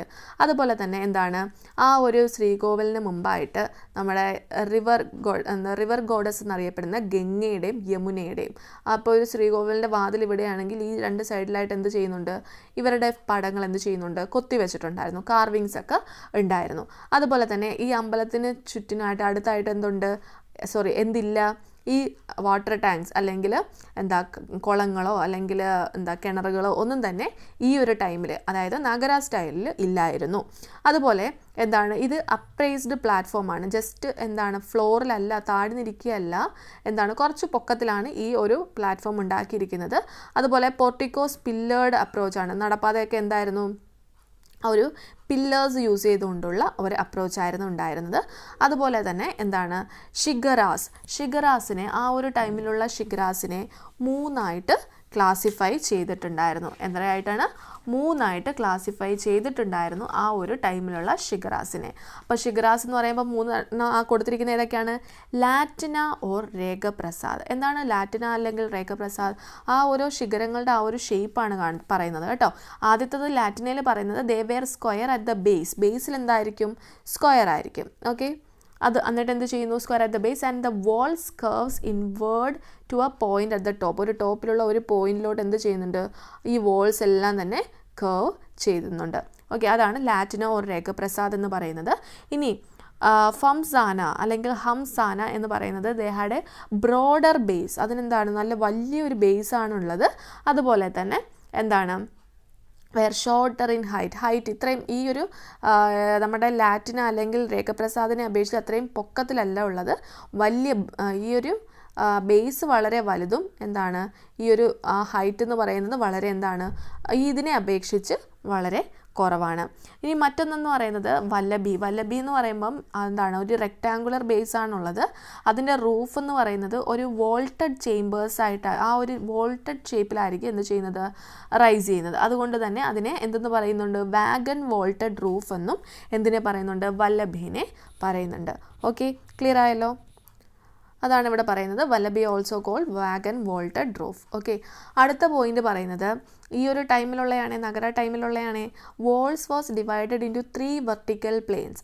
അതായത് ഇങ്ങനെ ഒരു വോളിന് പകരം ഇപ്പം ഒരു മതിൽ നിങ്ങൾ മുമ്പിൽ ഇങ്ങനെ ഇരിക്കുന്നതിന് പകരം എന്ത് ചെയ്യുന്നു? ഈ ഒരു ഷേപ്പിലിരിക്കുന്നു. ഓക്കെ, വെറുതെ ഒരു പ്ലെയിൻ ആയിട്ടിരിക്കുന്നതിന് പകരം ഈ ഒരു ഷേപ്പിൽ കൊടുക്കുന്നതിനെയാണ് എന്തെന്ന് പറയുന്നത്? ത്രിരഥാസ് എന്ന് പറയുന്നത്. അവിടെ 1, 2, 3 വോൾസ് ആയിട്ട് എന്ത് ചെയ്തിരിക്കുന്നു? ഡിവൈഡ് ചെയ്തിരിക്കുന്നു. അതുകൊണ്ട് walls was divided into 3 vertical planes, 3 രഥാസ് എന്നാണ് അറിയപ്പെടുന്നത്. അതിനുശേഷം മുമ്പോട്ട് ഈ ഒരു ടൈം പോയപ്പോഴത്തേക്കും എന്ത് ചെയ്യുന്നുണ്ട്? ഈ 3 ആ ഒരു വെർട്ടിക്കൽ ആ ഒരു ഡിവിഷൻ എന്ന് പറയുന്നത് പിന്നീട് എന്തായി? 5 പിന്നെ എന്തായി? 9 അല്ല പിന്നെ 7 ഓക്കെ, ആ ഒരു രീതിക്ക് കൂടി പോകുന്നുണ്ടായിരുന്നു. ഈ 5 ഉള്ളതിനെയാണ് എന്തെന്ന് പറയുന്നത്?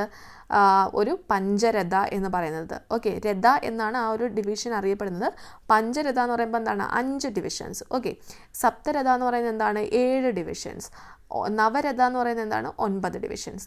ആ പോയിന്റ് വളരെ ഇമ്പോർട്ടൻ്റ് ആയിട്ട് തന്നെ അതിനകത്ത് ആഡ് ചെയ്തേക്കണം. ഓക്കെ, നെക്സ്റ്റ് എന്താണ്? Ambulatory passage way or the pradakshina padam was covered. പ്രദക്ഷിണം വെക്കുന്ന ആ ഒരു ഭാഗം എന്ത് ചെയ്തിട്ടുണ്ടായിരുന്നു? കവർ ചെയ്തിട്ടുണ്ടായിരുന്നു. അതുപോലെ temple premises did not have elaborated boundary walls. എന്താണ്? ടെമ്പിൾ നമുക്ക് ഇപ്പോഴത്തെ അമ്പലങ്ങൾ നോക്കുമ്പോൾ അറിയാം, അതെന്ന് പറയുന്നത് കവർ ചെയ്തിരിക്കുന്നത് മുട്ടനൊരു ബൗണ്ടറി വാൾസിന് ഉള്ളിലായിരിക്കും ഈ ഒരു ടെമ്പിൾ സ്ഥിതി ചെയ്യുന്നത് അല്ലേ. പക്ഷേ ഈ ഒരു ടൈമിൽ, അതായത് നഗര സ്റ്റൈൽ ഓഫ് ടെമ്പിൾ ആർക്കിടെക്ചറിനകത്ത് ആ ഒരു സംഭവമേ ഇല്ലായിരുന്നു. ഓക്കെ, ഇനി വളരെ ഇമ്പോർട്ടൻ്റ് ആയിട്ട് ഇതിനകത്ത് പഠിക്കേണ്ടുന്ന ക്വസ്റ്റ്യൻസ് വരുന്ന പോർഷൻ ഇതാണ്. നോക്കുക, നഗര സ്കൂള് അതിനെ നമുക്ക് 3 സബ് സ്കൂൾസ് ആയിട്ട് ഡിവൈഡ് ചെയ്യാം. ഓക്കെ, ഇത് കൺഫ്യൂസ്ഡ് ആകേണ്ട ആ ഒരു രീതിക്ക് ഞാൻ പ്രസൻറ്റ് ചെയ്യുകയാണ്. ശ്രദ്ധിച്ച് കേൾക്കുക. നിങ്ങൾ ശ്രദ്ധിച്ചിരുന്നാൽ ഒരിക്കലും കൺഫ്യൂസ്ഡ് ആകത്തില്ല. ഓക്കെ, അപ്പം നഗര സ്കൂളിനെ 3 സബ് സ്കൂൾസ് ആയിട്ട് ഞാൻ ഡിവൈഡ് ചെയ്യുന്നു. ഒന്ന് ഒഡീഷ സ്കൂള്, ഒന്ന് ഖജുറാഹോ സ്കൂള്, ഒന്ന് സൊലാൻഗി സ്കൂള്. ഓക്കെ, ഇതിൻ്റെ കുറച്ച് ഫീച്ചേഴ്സ് പഠിക്കാനായിട്ടുണ്ട്. ശ്രദ്ധിച്ച് കേൾക്കുക. അപ്പം നഗര സ്കൂൾ എങ്ങനെയായിരുന്നു എന്ന് മനസ്സിലായല്ലോ. അപ്പം അതിൻ്റെ ഒരു മെയിൻ സെൻറ്റൻസ് പറഞ്ഞു, അതിനുശേഷം അതിൻ്റെ ഫീച്ചേഴ്സും പറഞ്ഞു. അത്രയും കാര്യങ്ങൾ തീരുമ്പോൾ നഗര സ്കൂൾ തീർന്നു. ഇനി ഒഡീഷ സ്കൂൾ എന്ന് പറയുമ്പോഴത്തേക്ക് ഇതിൻ്റെ ഒരു സബ് സ്കൂളാണെന്ന് ഓർക്കുക. ഏതിൻ്റെ? നഗര സ്കൂളിൻ്റെ. ഓക്കെ, അപ്പോൾ അതിൻ്റെ പോയിൻറ്റ്സ് എന്തൊക്കെയാണ്? ഇതുണ്ടായത് കലിംഗ എംപയറിൻ്റെ, ഒഡീഷ സ്കൂൾ ഉണ്ടായത് കലിംഗ എംപയറിൻ്റെ പല ഭാഗങ്ങളിലായിട്ടാണ്. അതിൻ്റെ എക്സ്റ്റീരിയർ ഫീച്ചേഴ്സ് പറയുകയാണ്. എക്സ്റ്റീരിയർ വോൾസ് എന്ന് പറയുന്നത് പുറത്തെന്തായിരുന്നു? ഭയങ്കര ലാവിഷായിട്ട് ഡെക്കറേറ്റ് ചെയ്തിട്ടുണ്ടായിരുന്നു. എന്നാൽ ഇൻറ്റേർണൽ വോൾസ് എന്ന് പറയുന്നത് എന്തായിരുന്നു? പ്ലെയിൻ ആയിരുന്നു. അതുപോലെ അതിൻ്റെ ആ സമയത്ത് ഷിഗര, ആ ഒരു ഭാഗങ്ങളിൽ ആ ഒരു ടൈമിൽ ഷിഗറാസ് അറിയപ്പെട്ടിരുന്നത് എന്തെന്നായിരുന്നു? രേഖാഡുൽ എന്നായിരുന്നു അറിയപ്പെട്ടിരുന്നത്. Rekhadeul. Okay, vertical roof. Okay, അപ്പം മണ്ഡപം അറിയപ്പെട്ടിരുന്നത് ജഗമോഹൻ എന്നായിരുന്നു. ജഗമോഹൻ ഒഡീഷ സ്കൂളിലാണ്. ഷിഗര അറിയപ്പെട്ടിരുന്നത് രേഖാഡുൽ, മണ്ഡപം അറിയപ്പെട്ടിരുന്നത് ജഗമോഹൻ. ഓക്കെ, അവിടുത്തെ ഗ്രൗണ്ട് പ്ലെയിൻ എന്ന ഏത് ഷേപ്പായിരുന്നു? സ്ക്വയർ ഷേപ്പായിരുന്നു. ടെമ്പിൾസ് എന്തായിരുന്നു? Surrounded by boundary walls. Odisha school എത്തിയപ്പോഴത്തേക്കും എന്താണ്? ടെമ്പിൾസ് എന്താ സറൗണ്ട് ചെയ്തിരിക്കുന്നത് ബൗണ്ടറി വാൾസ് ഉപയോഗിച്ചിട്ടാണ്. അപ്പോൾ നിങ്ങൾക്ക് ഇതിൻ്റെ എക്സാമ്പിൾ വളരെ ഇമ്പോർട്ടൻ്റ് ആയിട്ടുള്ളൊരു ടെമ്പിൾ തന്നെയാണ് ഒഡീഷ സ്കൂളിൻ്റെ എക്സാമ്പിൾ ഏതാണ്? സൺ ടെമ്പിൾ അറ്റ് കൊണാർക്ക്, കൊണാർക്കിലെ സൂര്യക്ഷേത്രം അല്ലേ, സൺ ടെമ്പിൾ അറ്റ് കൊണാർക്ക്. അതിനെ എന്താ ബ്ലാക്ക് പഗോഡ എന്നും അറിയപ്പെടുന്നുണ്ട്. അപ്പോൾ സൺ ടെമ്പിൾ അറ്റ് കൊണാർക്ക് എന്ന് പറയുന്നത് എന്താണ്? ഈ ഒരു ഒഡീഷ സ്കൂൾ ഓഫ് ആർക്കിടെക്ചറിൻ്റെ ആ ഒരു എക്സാമ്പിളാണ്. അതുപോലെ തന്നെ വേറെ വരുന്നത് Jagannath temple at Puri and Lingaraja temple at Bhubaneswar. ഇതെല്ലാം ഒഡീഷ സ്കൂളിൻ്റെ എക്സാമ്പിൾസ് ആണ്. ഇത്രയും പോയിൻറ്റ്സ് മാത്രമേ ഉള്ളൂ. ഈ പോയിൻറ്റ്സ് മാത്രം ഒന്ന് നോട്ട് ചെയ്ത് വെച്ചിരിക്കുക. Next Khajuraho school. അപ്പം ഒഡീഷ സ്കൂളിൻ്റെ ക്ലിയർ ആയല്ലോ. ഖജുറാഹോ സ്കൂളിൻ്റെ മറ്റൊരു പേരാണ് ചണ്ടേല സ്കൂൾ. എന്താണ് ചണ്ടേല എന്ന് വരാനുള്ള കാരണം? ചണ്ടേല രാജാക്കന്മാരുടെ കാലത്താണ് ഇന്ത്യയിലെ പല ഭാഗങ്ങളിലായിട്ട് അല്ലെങ്കിൽ സെൻട്രൽ പോർഷനിലായിട്ട് ഉണ്ടായിട്ടുള്ളത്. അതിൻ്റെ ഇൻറ്റീരിയർ വാൾസും എക്സ്റ്റീരിയർ വാൾസും എന്തായിരുന്നു? ഒരുപാട് കാർവിങ്സും സ്കൾപ്ചേഴ്സൊക്കെ ഉണ്ടായിരുന്നു. സ്കൾപ്ചേഴ്സ് എന്ന് പറയുന്നത് വളരെ ഇറോട്ടിക് ആയിരുന്നു അവരുടെ തീംസ് വെച്ചിട്ട്. ടെമ്പിൾസ് എന്ന് പറയുന്നത് സാൻഡ് സ്റ്റോൺ വെച്ചിട്ടായിരുന്നു ഉണ്ടാക്കിയിരുന്നത്. എന്താണ്? Temples have 3 chambers. ടെമ്പിൾസിന് 3 ചേമ്പേഴ്സ് ഉണ്ടായിരുന്നു. ഏതൊക്കെയാണ്? ഒന്ന് ഗർഭഗൃഹ, ഒന്ന് മണ്ഡപ, ഒന്ന് അർദ്ധമണ്ഡപ. അതിനോട് ചേർന്ന് തന്നെ മണ്ഡപത്തിനോട് ചേർന്ന് തന്നെ മറ്റൊരു മണ്ഡപവും കൂടെ ചെയ്തിട്ടുണ്ടായിരുന്നു. അതിനെയാണ് എന്തെന്ന് പറഞ്ഞത്? അർദ്ധമണ്ഡപ എന്ന് പറഞ്ഞത് അല്ലേ. അപ്പം ഇതെന്ന് പറയുന്നത് വളരെ ഇമ്പോർട്ടൻ്റ് ആയിട്ട് അടുത്ത് പറയേണ്ട ഒരു പോർഷൻ എന്ന് പറയുന്നത് ഈ ഖജുറാഹോ സ്കൂളിലെ ആ ഒരു ടെമ്പിൾ എന്ന് പറയുന്നത് നോർത്ത് ഓർ ഈസ്റ്റ് ഫേസിങ്, ഒന്നെങ്കിൽ നോർത്തിലോട്ടോ അല്ലെങ്കിൽ ഈസ്റ്റിലോട്ടോ ഫേസ് ചെയ്യുന്ന രീതിക്കായിരുന്നു ആ ഒരു അമ്പലം ഉണ്ടാക്കിയിരുന്നത്. അതുപോലെ തന്നെ പഞ്ചയാതൻ സ്റ്റൈലായിരുന്നു, ഹൈ പ്ലാറ്റ്ഫോം ആയിരുന്നു, കൂടുതലും എന്തായിരുന്നു? ഹിന്ദുസിൻ്റെയും ജെയിൻ റിലീജിയനാണ് ഈ ഒരു ഖജുറാഹോ സ്കൂൾ ആ ഒരു ടൈമിൽ വരുന്നത്. ഓക്കെ, അതിനുള്ള എക്സാമ്പിളാണ് ഖണ്ഡരിയ മഹാദേവ് ടെമ്പിളും ലക്ഷ്മണ ടെമ്പിൾ. ഖജുറാഹോയിലെ ലക്ഷ്മണ ടെമ്പിളും ഖണ്ഡരിയ മഹാദേവ് ടെമ്പിളും. ഓക്കെ, അടുത്തതാണ് സൊലാൻകി സ്കൂൾ. ഇതിൻ്റെ അവസാനത്തെ, അതായത് നഗര സ്കൂളിൻ്റെ sub schools 3 Odisha school, Khajuraho school, Solanki school. Odisha സ്കൂളും മനസ്സിലായി, ഖജുറാഹോ സ്കൂളും മനസ്സിലായി. ഇനി നമ്മൾ നോക്കുന്നത് സൊലാൻകി സ്കൂളാണ്. ഈ സൊലാൻകി സ്കൂളിൻ്റെ മറ്റൊരു പേരെന്താണ്? മരു ഗുർജര സ്റ്റൈൽ. എന്താണ്? മറു ഗുർജര സ്റ്റൈൽ എന്നും അറിയപ്പെടുന്നുണ്ട്. ഇതെന്ന് പറയുന്നത് സൊലാൻകി റൂളേഴ്സിൻ്റെ കാലഘട്ടത്തിലാണ് ഉണ്ടായത്, അല്ലെങ്കിൽ അവരുടെ കാർമ്മികത്വത്തിലാണ് ഉണ്ടാക്കിയത്. ഇതെന്ന് പറയുന്നത് എന്താണ്? North western part of India. മറ്റേത് എന്തായിരുന്നു? സെൻട്രൽ പാർട്ടായിരുന്നു. ഇതെന്ന് പറയുന്നത് നോർത്ത് വെസ്റ്റേൺ പാർട്ടിലായിട്ടാണ് ഉണ്ടാക്കിയിരിക്കുന്നത്. ഗുജറാത്ത്, രാജസ്ഥാനൊക്കെ ആ ഒരു ഭാഗമാണ്. Walls were devoid of any carving. വോൾസിൽ എന്തില്ല? കാർവിങ്സ് ഒന്നും തന്നെ ഇല്ല. ഗർഭഗൃഹ എന്ന് പറയുന്നത് മണ്ഡപ ആയിട്ട് എന്താ ചെയ്തിട്ടുണ്ട്? കണക്ട് ചെയ്തിട്ടുണ്ട്. Okay, garbhagriha is connected with mandapa both internally as well as external. ഇൻറ്റേർണലായിട്ടും എക്സ്റ്റേണൽ അതൊക്കെ നമ്മൾ ക്ലാസ്സിൽ ഡിസ്കസ് ചെയ്തതാണ്. ഓക്കെ, പോർട്ടിക്കോസ് എന്ന് പറയുന്നത് എന്താണ്? Decorative arch gateways known as torans. Torans എന്ന് പറയുന്ന തോരൻസ് ഈ എന്താ കയറുന്ന ഭാഗങ്ങളിലൊക്കെ തോരൻസ് വെച്ചിട്ടില്ലേ? തോരണമല്ല കേട്ടോ, തോരൻസ്. അതൊക്കെ നമ്മൾ അവിടെ ഡിസ്കസ് ചെയ്തതാണ്. വീണ്ടും വീണ്ടും പറയേണ്ടത് ഇത് തന്നെ. ഇപ്പം തന്നെ ഒരുപാട് ടൈമായി. അപ്പം പ്രസൻസ് ഓഫ് സ്റ്റെപ്പ് ടാങ്ക്. ഇവിടെ വരുമ്പോഴത്തേക്ക് എന്താണ്? Step tank. മറ്റിടത്ത് ഉണ്ടായിരുന്നില്ല സ്റ്റെപ്പ് ടാങ്ക്. ടാങ്കുകളുടെ പ്രസൻസ് ഒന്നും ഉണ്ടായിരുന്നില്ല എന്ന് പറഞ്ഞു അല്ലേ. പക്ഷേ ഇവിടെ വരുമ്പം, അതായത് നമ്മുടെ സൊലാൻകി സ്കൂളിലേക്ക് വരുമ്പോഴത്തേക്ക് എന്താണ്? അവിടെ ടാങ്കുകളുണ്ട്. ടാങ്കുകൾ എന്ന് പറഞ്ഞാൽ അവിടെ അറിയപ്പെടുന്നത് സൂര്യകുണ്ട് എന്നാണ് അറിയപ്പെട്ടിരുന്നത്.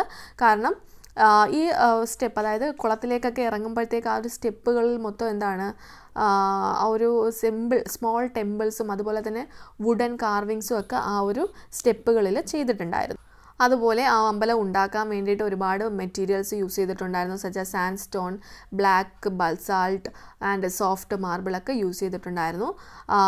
ഇതിൻ്റെ ഈ ഒരു സൊലാൻകി സ്കൂളിലേക്ക് വരുമ്പോൾ, ആ ഒരു ആർക്കിടെക്ചറിലേക്ക് വരുമ്പോഴത്തേക്കും ആ ഒരു ടെമ്പിൾ എന്ന് പറയുന്നത് എല്ലാം എന്താണ്? ഈസ്റ്റ് ഫേസിങ് ആയിരുന്നു. മറ്റേതെന്തായിരുന്നു? നോർത്തും ഈസ്റ്റും ഉണ്ടായിരുന്നു. ഇവിടെ ആയിരുന്നെങ്കിൽ എന്താ? ഈസ്റ്റ് ഫേസിങ് മാത്രമാണ്. അതിനുള്ള എക്സാമ്പിളാണ് Modhera sun temple. Modhera sun temple, Gujarat. Okay, അപ്പം നോർത്ത് ഇന്ത്യയിലെ കാര്യം പറയുമ്പോഴത്തേക്ക് നമുക്ക് ഏത് മാത്രമേ ഉള്ളൂ? നഗര സ്റ്റൈൽ ഓഫ് ആർക്കിടെക്ചർ മാത്രമേ ഉള്ളൂ. എന്നാൽ സൗത്ത് ഇന്ത്യയിലേക്ക് വരുമ്പോഴത്തേക്ക് എന്ത് വരുന്നുണ്ട്? ബാക്കിയുള്ള എല്ലാ സ്റ്റൈലും വരുന്നത് സൗത്ത് ഇന്ത്യയിലാണ്. ഓക്കെ, അപ്പോൾ എന്താണ് സൗത്ത് ഇന്ത്യയിൽ ഉണ്ടായ ആ ഒരു ടെമ്പിൾ ആർക്കിടെക്ചർ എന്താണ് എന്ന് പഠിച്ചതിന് ശേഷം മാത്രം നമുക്ക് എന്ത് ചെയ്യാം? അതിൻ്റെ ഓരോ സ്റ്റൈലിലേക്കും പോകാം. ഓക്കെ, അപ്പോൾ സൗത്ത് ഇന്ത്യയിലെ ടെമ്പിൾ ആർക്കിടെക്ചർ എന്ന് പറയുന്നത് ഏത് കാലഘട്ടത്തിലാണ് ഉണ്ടായതെന്ന് വെച്ചാൽ began under the Pallava ruler Mahendravarman. Okay, ഓർത്തിരിക്കുക.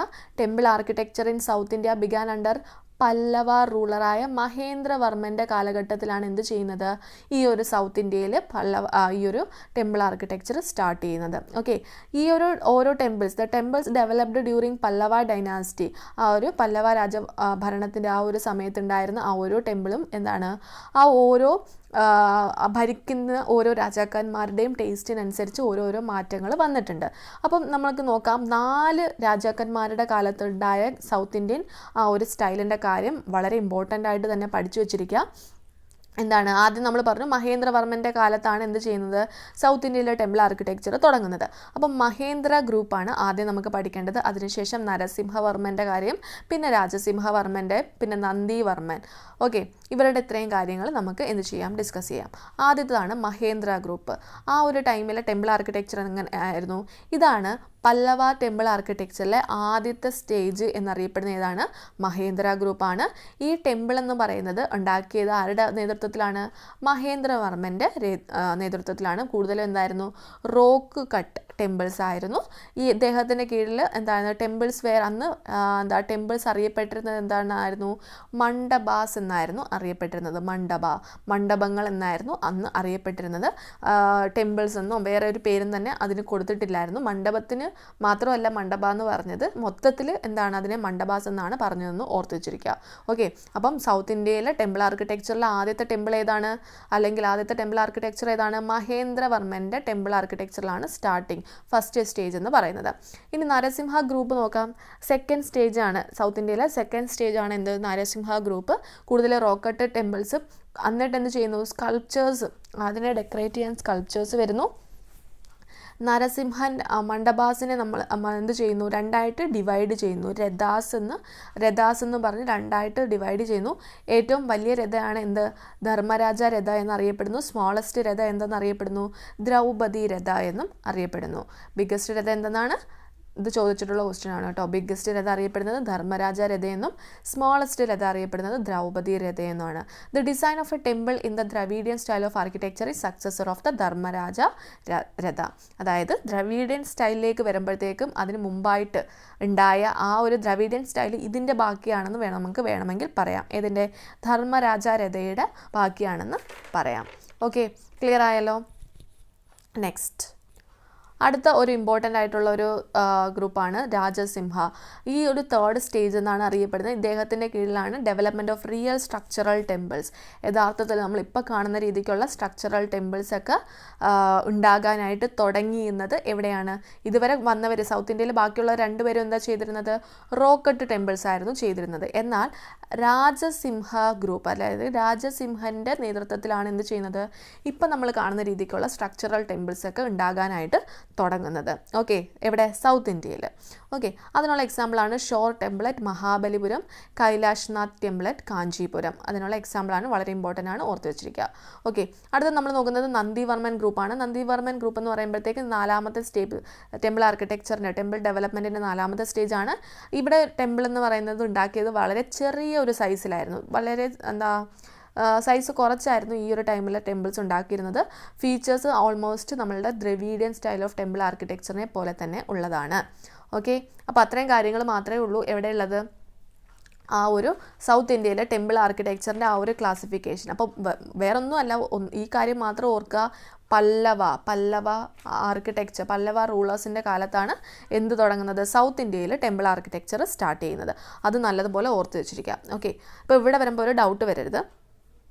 ഇനി ഈ പല്ലവ രാജാക്കന്മാരുടെയൊക്കെ കാലം കഴിഞ്ഞു. ഓക്കെ, പല്ലവ രാജാക്കന്മാരുടെയൊക്കെ കാലം കഴിഞ്ഞതിന് ശേഷം അപ്പോൾ നിങ്ങൾ വിചാരിക്കുകയും ഈ പല്ലവ ടൈമിലാണ് ഈ ദ്രവീഡിയൻ, നമ്മൾ ബാക്കി പഠിക്കാൻ കിടക്കുന്ന ദ്രവീഡിയൻ സ്റ്റൈലും ബാക്കിയുള്ള സ്റ്റൈലുകളൊക്കെ പഠിക്കുന്നതെന്ന് വിചാരിക്കും. പക്ഷേ അല്ല. നമ്മൾ പറഞ്ഞത് സൗത്ത് ഇന്ത്യയിൽ ഉണ്ടായ ആ ഒരു ടൈമിൽ ഉണ്ടായ അത്രയ്ക്കും ഇമ്പോർട്ടൻ്റ് ആയിട്ടുള്ള ആ ഒരു സ്റ്റൈൽ, അതായത് പല്ലവ റൂളേഴ്സിൻ്റെ കാലത്തുണ്ടായിരുന്ന അമ്പലങ്ങളുടെ കാര്യങ്ങളൊക്കെ ക്ലിയർ ആയിട്ട് പഠിച്ചു. ഇനി ആ ഒരു പല്ലവ ഡൈനാസ്റ്റിയൊക്കെ നശിച്ചതിന് ശേഷം, ഡിക്ലൈൻ ആയതിനു ശേഷം എന്തു ചെയ്യുന്നു, the temple architecture acquired A new style, പുതിയ ഒരു സ്റ്റൈൽ വരുന്നു. ആരുടെ കീഴിൽ, ഇവിടാണ് നമ്മളുടെ താരം ഇരിക്കുന്നത്. ഏതാണ്, ചോള കിങ്ഡം, ചോള രാജാക്കന്മാരുടെ കീഴിലാണ് ബാക്കി വരുന്ന സ്റ്റൈല് ഓഫ് ആർക്കിടെക്ചർ നമ്മൾ പഠിക്കാനായിട്ട് പോകുന്നത്. അതായത് ദ്രവീഡിയൻ സ്റ്റൈൽ ഓഫ് ടെമ്പിൾ ആർക്കിടെക്ചറും കാര്യങ്ങളും എല്ലാം നമ്മൾ പഠിക്കുന്നത് ആരുടെ കീഴിലാണ്? ചോള രാജാക്കന്മാർ വന്നപ്പോഴാണ് ഇത്രയും വലിയ മാറ്റങ്ങൾ അവിടെ ഉണ്ടാകുന്നത്. ഓക്കെ, അപ്പം Dravidian style of temple architecture എന്ന് പറയുന്നത് ദിസ് മാർക്ക്ഡ് എ ന്യൂ എറ in the development of temples in south India. ഇവിടെ മുതലാണ് ആ ഒരു സൗത്ത് ഇന്ത്യയിലെ ടെമ്പിൾസിന് വലിയ വലിയ മാറ്റങ്ങൾ. അപ്പോൾ മാറ്റങ്ങൾ വരുന്ന ഇവിടം തൊട്ടാണെന്ന് ഓർക്കാമല്ലോ, ചോള രാജാക്കന്മാരുടെ കാലഘട്ടത്തിൽ നിന്നാണ്. ഓക്കെ, അപ്പം ദ്രവീഡിയൻ സ്റ്റൈൽ വന്നതോടെയാണ് ഈ ഒരു സൗത്ത് ഇന്ത്യയിലെ ടെമ്പിൾസിന് ഒരുപാട് മാറ്റങ്ങൾ വരുന്നു. അതിനുശേഷം ദ്രവീഡിയൻ സ്റ്റൈൽ വന്നതിന് ശേഷം മുമ്പോട്ട് പോകുമ്പോഴത്തേക്കും ബാക്കി 3 സ്റ്റൈലുകൾ ഇൻട്രൊഡ്യൂസ് ചെയ്യപ്പെടുന്നു. ഏതൊക്കെയാണ്? വെസറ സ്റ്റൈലും, നായക സ്റ്റൈലും, അതുപോലെ തന്നെ വിജയനഗര സ്റ്റൈലും. Okay, വെസറ style, Nayaka style, Vijayanagara style. Okay, അപ്പം ഇത്രയും കാര്യങ്ങൾ ഓർത്ത് വെച്ചിരിക്കാം. ഇനി നമ്മൾ നോക്കുന്നത് ഇതിനകത്ത് അടുത്ത സെക്ഷനിലോട്ട് പോവുകയാണ്, Dravidian style of temple architecture. ഇത് ഞാനിവിടെ ഡിസ്ക്രൈബ് ചെയ്യുന്നില്ല, കാരണം ഇതിൻ്റെ കറക്റ്റ് ഒരു full class Dravidian style of temple architecture എന്നും പറഞ്ഞ് നമ്മൾ ക്ലാസ് ചെയ്തിട്ടുണ്ടായിരുന്നു. അവിടെ നമ്മൾ എല്ലാ പോയിൻറ്റ്സും, എല്ലാ ഇമ്പോർട്ടൻ്റ് ആയിട്ടുള്ള ദ്രവീഡിയൻ സ്റ്റൈലിൽ എല്ലാ പോയിൻറ്റ്സും ഇമ്പോർട്ടൻ്റ് ആണ്. സോ അവിടെ പറഞ്ഞിട്ടുണ്ട്. അതിൻ്റെ ലിങ്ക് ഞാൻ ഡിസ്ക്രിപ്ഷൻ ബോക്സിൽ കൊടുത്തിരിക്കാം. നിങ്ങൾ അത് കണ്ടതിന് ശേഷം ബാക്കി പഠിക്കുക. ഓക്കെ, അപ്പം ദ്രവീഡിയൻ സ്റ്റൈലൊക്കെ പഠിച്ചതിന് ശേഷം അടുത്ത ഈ ഒരു സെക്ഷനിലോട്ട് വരിക. ഏതാണ്? നായക സ്കൂള്. നായക സ്കൂൾ എന്ന് പറയുന്നത് ഫ്ലറിഷ് ചെയ്തിരുന്നത് നായക റൂളേഴ്സിൻ്റെ കാലഘട്ടത്തിലാണ്. ഏത് കാലഘട്ടമാണ്? 16th and 18th സെഞ്ച്വറിക്ക് ഇടയിലായിട്ടാണ്. ഈ ഒരു നായക സ്കൂൾ എന്തെന്നും അറിയപ്പെടുന്നുണ്ട്? മധുരൈ സ്കൂൾ എന്നും അറിയപ്പെടുന്നുണ്ട്. അതുകൊണ്ട് തന്നെ നമുക്ക് ഓർക്കാം, ഇതിൻ്റെ ഒരു എക്സാമ്പിളിനായിട്ട് നമുക്ക് അറിയാവുന്ന മധുരൈ ആയിട്ട് ബന്ധപ്പെട്ട ഒരു അമ്പലം അതിന് എക്സാമ്പിളായിട്ട് നമുക്ക് വേണമെങ്കിൽ പറയാം. ഓക്കെ, അപ്പം നായക സ്കൂൾ എന്താണ്? നായക റൂളേഴ്സിൻ്റെ കാലഘട്ടത്തിലാണ്. മധുരൈ സ്കൂൾ എന്നറിയപ്പെടുന്നു. ഓൾമോസ്റ്റ് ദ്രവീഡിയൻ സ്റ്റൈൽ പോലെ തന്നെയാണ്, പക്ഷെ കൂടുതൽ സ്കോപ്പും എവിടെയാണ് കണ്ടത്? ഈ ഒരു നായക സ്റ്റൈൽ ആർക്കിടെക്ചറിലാണ് കണ്ടത്. കൂടുതൽ എന്താണ്? ഒരു ഇസ്ലാമിക് ഇൻഫ്ലുവൻസ് ഈ ഒരു നായക സ്കൂളിൽ ഉണ്ടായിട്ടുണ്ട്. ഇതിൻ്റെ പ്രധാന ഫീച്ചേഴ്സ് എന്ന് പറയുന്നത് എന്താണ്? പ്രഗംസ് ഓർ ഹ്യൂജ് കോറിഡോസ്. ഈ ഒരു നടപ്പാതയിൽ എന്താണ്? വലിയ കോറിഡോസ് ഉണ്ടാകുന്നു. അതുപോലെ തന്നെ വലിയ ഗോപുരങ്ങൾ. ആർട്ട് ഓഫ് ഗോപുരം റീച്ച്ഡ് ഇറ്റ്സ് ക്ലൈമാക്സ് അണ്ടർ നായക സ്റ്റൈൽ. ഈ ഒരു സ്റ്റൈൽ വെച്ചിട്ടാണ് എന്ത് ചെയ്യുന്നത്? ഗോപുരങ്ങൾ അതിൻ്റെ ഒരു ക്ലൈമാക്സിൽ എത്തി നിൽക്കുന്നത്. അതുപോലെ തന്നെ ഒരുപാട് കാർവിങ്സ് ഈ ഒരു ഫീച്ചേഴ്സിൽ ഈ ഒരു നായക സ്കൂളിൽ നമുക്ക് കാണാനായിട്ട് സാധിക്കും. ഞാൻ പറഞ്ഞു, ആ ഒരു എക്സാമ്പിൾ എന്ന് പറയുന്നത് മീനാക്ഷി ടെമ്പിൾ, മധുരയിലെ മീനാക്ഷി ടെമ്പിളാണ്, മധുര മീനാക്ഷി ക്ഷേത്രം. ഓക്കെ, നെക്സ്റ്റ് നമ്മൾ നോക്കുന്നത് വെസറ സ്കൂളാണ്. വെസറ സ്കൂൾ എന്ന് പറയുന്നതിൻ്റെ മറ്റൊരു പേരെന്താണ്? കർണാടക സ്കൂൾ എന്നാണ്. മറ്റേതെന്തായിരുന്നു? മധുര സ്കൂൾ എന്നാണ്. നായകൻ എവിടെ നിൽക്കുന്നു? മധുരയിൽ നിൽക്കുന്നു. ഓക്കെ, നായക മധുര. വെസറ എവിടെയാണ്? കർണാടക സ്കൂൾ ഓഫ് ആർക്കിടെക്ചർ എന്നാണ് അറിയപ്പെടുന്നത്. ഈ ഒരു കൺസെപ്റ്റ് കൊണ്ടുവന്നത് ആരാണെന്ന് ചോദിച്ചാൽ ചാലുക്യ റൂളേഴ്സാണ്. ഓക്കെ, ഈ ഒരു വെസറ സ്കൂൾ എന്ന് പറയുന്ന ഒരു കൺസെപ്റ്റ് കൊണ്ടുവരുന്നത് ചാലുക്യ റൂളേഴ്സാണ്. ഇത് കമ്പൈൻഡ് ഫീച്ചേഴ്സ് ഓഫ് ബോത്ത് നഗര സ്കൂളും അതുപോലെ തന്നെ ദ്രവീഡിയൻ സ്കൂളും രണ്ടും കൂടെ ചേർത്തിട്ടുള്ള ഒരു ഹൈബ്രിഡൈസ്ഡ് സ്റ്റൈലാണ് നമ്മൾ ഈ വെസറ സ്കൂളിൽ കാണുന്നത്. ഓക്കെ, എന്തൊക്കെയായിരുന്നു അതിൻ്റെ ഫീച്ചേഴ്സ് എന്ന് വെച്ചാൽ എന്താണ്? Emphasis on vimana and mandapa, open ambulatory passage way, pillars, roadways and ceilings were decorated with carvings. 3 prominent dynasties ആണ് ഈ വെസറ സ്റ്റൈൽ ടെമ്പിൾ കൊണ്ടുവന്നത്. ഏതൊക്കെയാണ്? ചാലുക്യാസും രാഷ്ട്രകൂടാസും ഹൊയ്സാല ഡൈനാസ്റ്റിയും. ഓക്കെ, ഇതും കൂടെ ഒന്ന് പോയിന്റ് ചെയ്യുക. അതുപോലെ തന്നെ ഇതിന് എക്സാമ്പിൾ എന്തൊക്കെയാണ്? ദൊദ്ദ ബസപ്പ അല്ലെങ്കിൽ ദോഡ ബസപ്പ എന്നോ പറയാം. അത് ഡംബാലിലെ ഡോഡ ബസപ്പ ടെമ്പിൾ അറ്റ് ഡംബാൽ. അതുപോലെ തന്നെ ലെഡ്ഖാൻ ടെമ്പിൾ അറ്റ് ഐഹോൾ. ഇതെല്ലാം അതിനുള്ള എക്സാമ്പിൾസ് ആണ് വെസറ സ്കൂളിൻ്റെ. ഓക്കെ, അടുത്ത സ്കൂളാണ് വിജയനഗര സ്കൂൾ. നമ്മൾ അതിനകത്ത് സ്റ്റൈൽ ഓഫ് ടെമ്പിൾ ആർക്കിടെക്ചറിൽ വരുന്ന പേരുകളാണ് ഇതെല്ലാം കേട്ടോ. അപ്പം വിജയനഗര സ്കൂൾ എന്ന് പറയുമ്പം the rulers of the Vijayanagara empire were great patrons of art and architecture. അവർക്ക് ആർക്കിടെക്ചറും വളരെ ഇൻട്രസ്റ്റ് ആയിരുന്നു.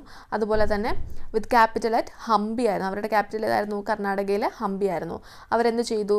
ചോള, ഹോയ്സ്റ്റാസ്, പാണ്ഡ്യാസ്, ചാളുക്യാസ് ആർക്കിടെക്ചർ എല്ലാം തന്നെ കമ്പൈൻ ചെയ്തിട്ടായിരുന്നു അവർ ആ ഒരു ടൈമിൽ ആർക്കിടെക്ചർ ചെയ്തിരുന്നത്.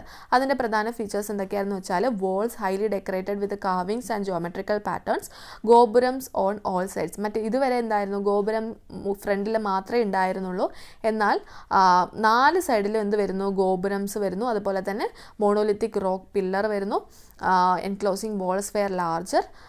The central mandap came to known as kalyana mandapa. അപ്പോൾ സെൻട്രൽ മണ്ഡപം എന്ത് ചെയ്യുന്നു, കല്യാണ മണ്ഡപ എന്ന പേരിൽ അറിയപ്പെടാൻ തുടങ്ങി. അതുപോലെ തന്നെ കല്യാണങ്ങളൊക്കെ അവിടെ വെച്ച് നടക്കാൻ തുടങ്ങുന്നു. The concept of secular building inside temple premises എന്ത് ചെയ്യുന്നു, ഒരു സെക്യുലർ ബിൽഡിംഗ്, ആ ഒരു ടെമ്പിളിനുള്ളിൽ ഒരു സെക്യുലർ ബിൽഡിംഗ് ഉണ്ടാക്കുന്നതിൻ്റെ ആ ഒരു കൺസെപ്റ്റ് വരുന്നു. അതുപോലെ തന്നെ temple complex was enclosed by boundaries. ടെമ്പിളിൻ്റെ ആ ഒരു കോംപ്ലക്സ് എന്താണ്, മൊത്തത്തിൽ ബൗണ്ടറീസ് വെച്ച് കവേർഡ് ആയിരുന്നു. അതിനുള്ള എക്സാമ്പിളാണ് വിട്ടലസ്വാമി ടെമ്പിൾ കോംപ്ലക്സ്, അതുപോലെ ലോട്ടസ് മഹാൾ ഇതിനുള്ള എക്സാമ്പിളാണ്. ഓക്കെ, അടുത്ത ഹൊയ്സാല ആർട്ടാണ്. ഹൊയ്സാല ആർട്ട് എന്ന് പറയുമ്പോഴത്തേക്കും ഹൊയ്സാല റൂളേഴ്സിൻ്റെ കാലഘട്ടത്തിലാണ് ഉണ്ടാക്കിയിരിക്കുന്നത്. എവിടെയാണ്, in the region of Karnataka, മൈസൂറിനടുത്തായിട്ട്. ഇത് 1050 1300 AD കാലഘട്ടത്തിലാണ് ഉണ്ടാക്കിയത്. അതിൻ്റെ പ്രധാന ഫീച്ചേഴ്സ് എന്ന് പറയുന്നത് എന്താണ്, multiple shrines were built around the central pillared hall. Central pillared ഹാളിന് ചുറ്റിനായിട്ട് മൾട്ടിപ്പിൾ ഷ്രൈൻസിനെ ഉണ്ടാക്കുന്നു. 4-5 മാത്രമല്ല, അതിൽ കൂടുതൽ ഉണ്ടാക്കുന്നു. അതുപോലെ തന്നെ ഗ്രൗണ്ട് പ്ലാൻ എന്ന് പറയുന്നത് എന്താണ്, ജസ്റ്റ് ഒരു സ്ക്വയർ ഷേപ്പ് അല്ല, അതെന്താണ്, ഒരു ഓൾമോസ്റ്റ് ഒരു സ്റ്റാറിൻ്റെ ഷേപ്പിൽ കൊണ്ടുവന്ന് എന്ത് ചെയ്യുന്നു, ആ ഒരു ഗ്രൗണ്ട് പ്ലാൻ ഉണ്ടാക്കുന്നു. അതുപോലെ തന്നെ അതിനെ ആ ഒരു പ്ലാനിനെയാണ് സ്റ്റെല്ലേറ്റ് പ്ലാൻ എന്ന് അറിയപ്പെടുന്നത്. എന്താണ് സ്റ്റെല്ലേറ്റ് പ്ലാൻ എന്ന് അറിയപ്പെടുന്നത്? ഒരു ടെമ്പിൾ യൂസ് ചെയ്യാൻ, ഹൊയ്സാല ടെമ്പിൾ ഉണ്ടാക്കാൻ വേണ്ടിയിട്ട് യൂസ് ചെയ്തിരുന്ന ബിൽഡിംഗ് മെറ്റീരിയൽ എന്ന് പറയുന്നത് ഏതായിരുന്നു, സോഫ്റ്റ് ആയിട്ടുള്ള സോപ്പ് സ്റ്റോൺ ആയിരുന്നു യൂസ് ചെയ്തിരുന്നത്. അതുപോലെ തന്നെ ഒരുപാട് സ്കൾപ്ചേഴ്സ് യൂസ് ചെയ്തുകൊണ്ട് ഡെക്കറേറ്റ് ചെയ്യുന്നുണ്ടായിരുന്നു. അതുപോലെ all the chambers had shikharas, എല്ലാ ചേംബേഴ്സിനും എന്തുണ്ട്, ഓരോ ശിഖരങ്ങളുണ്ടായിരുന്നു. Temple built on the upraised platform known as jagati which was about 1 metre height.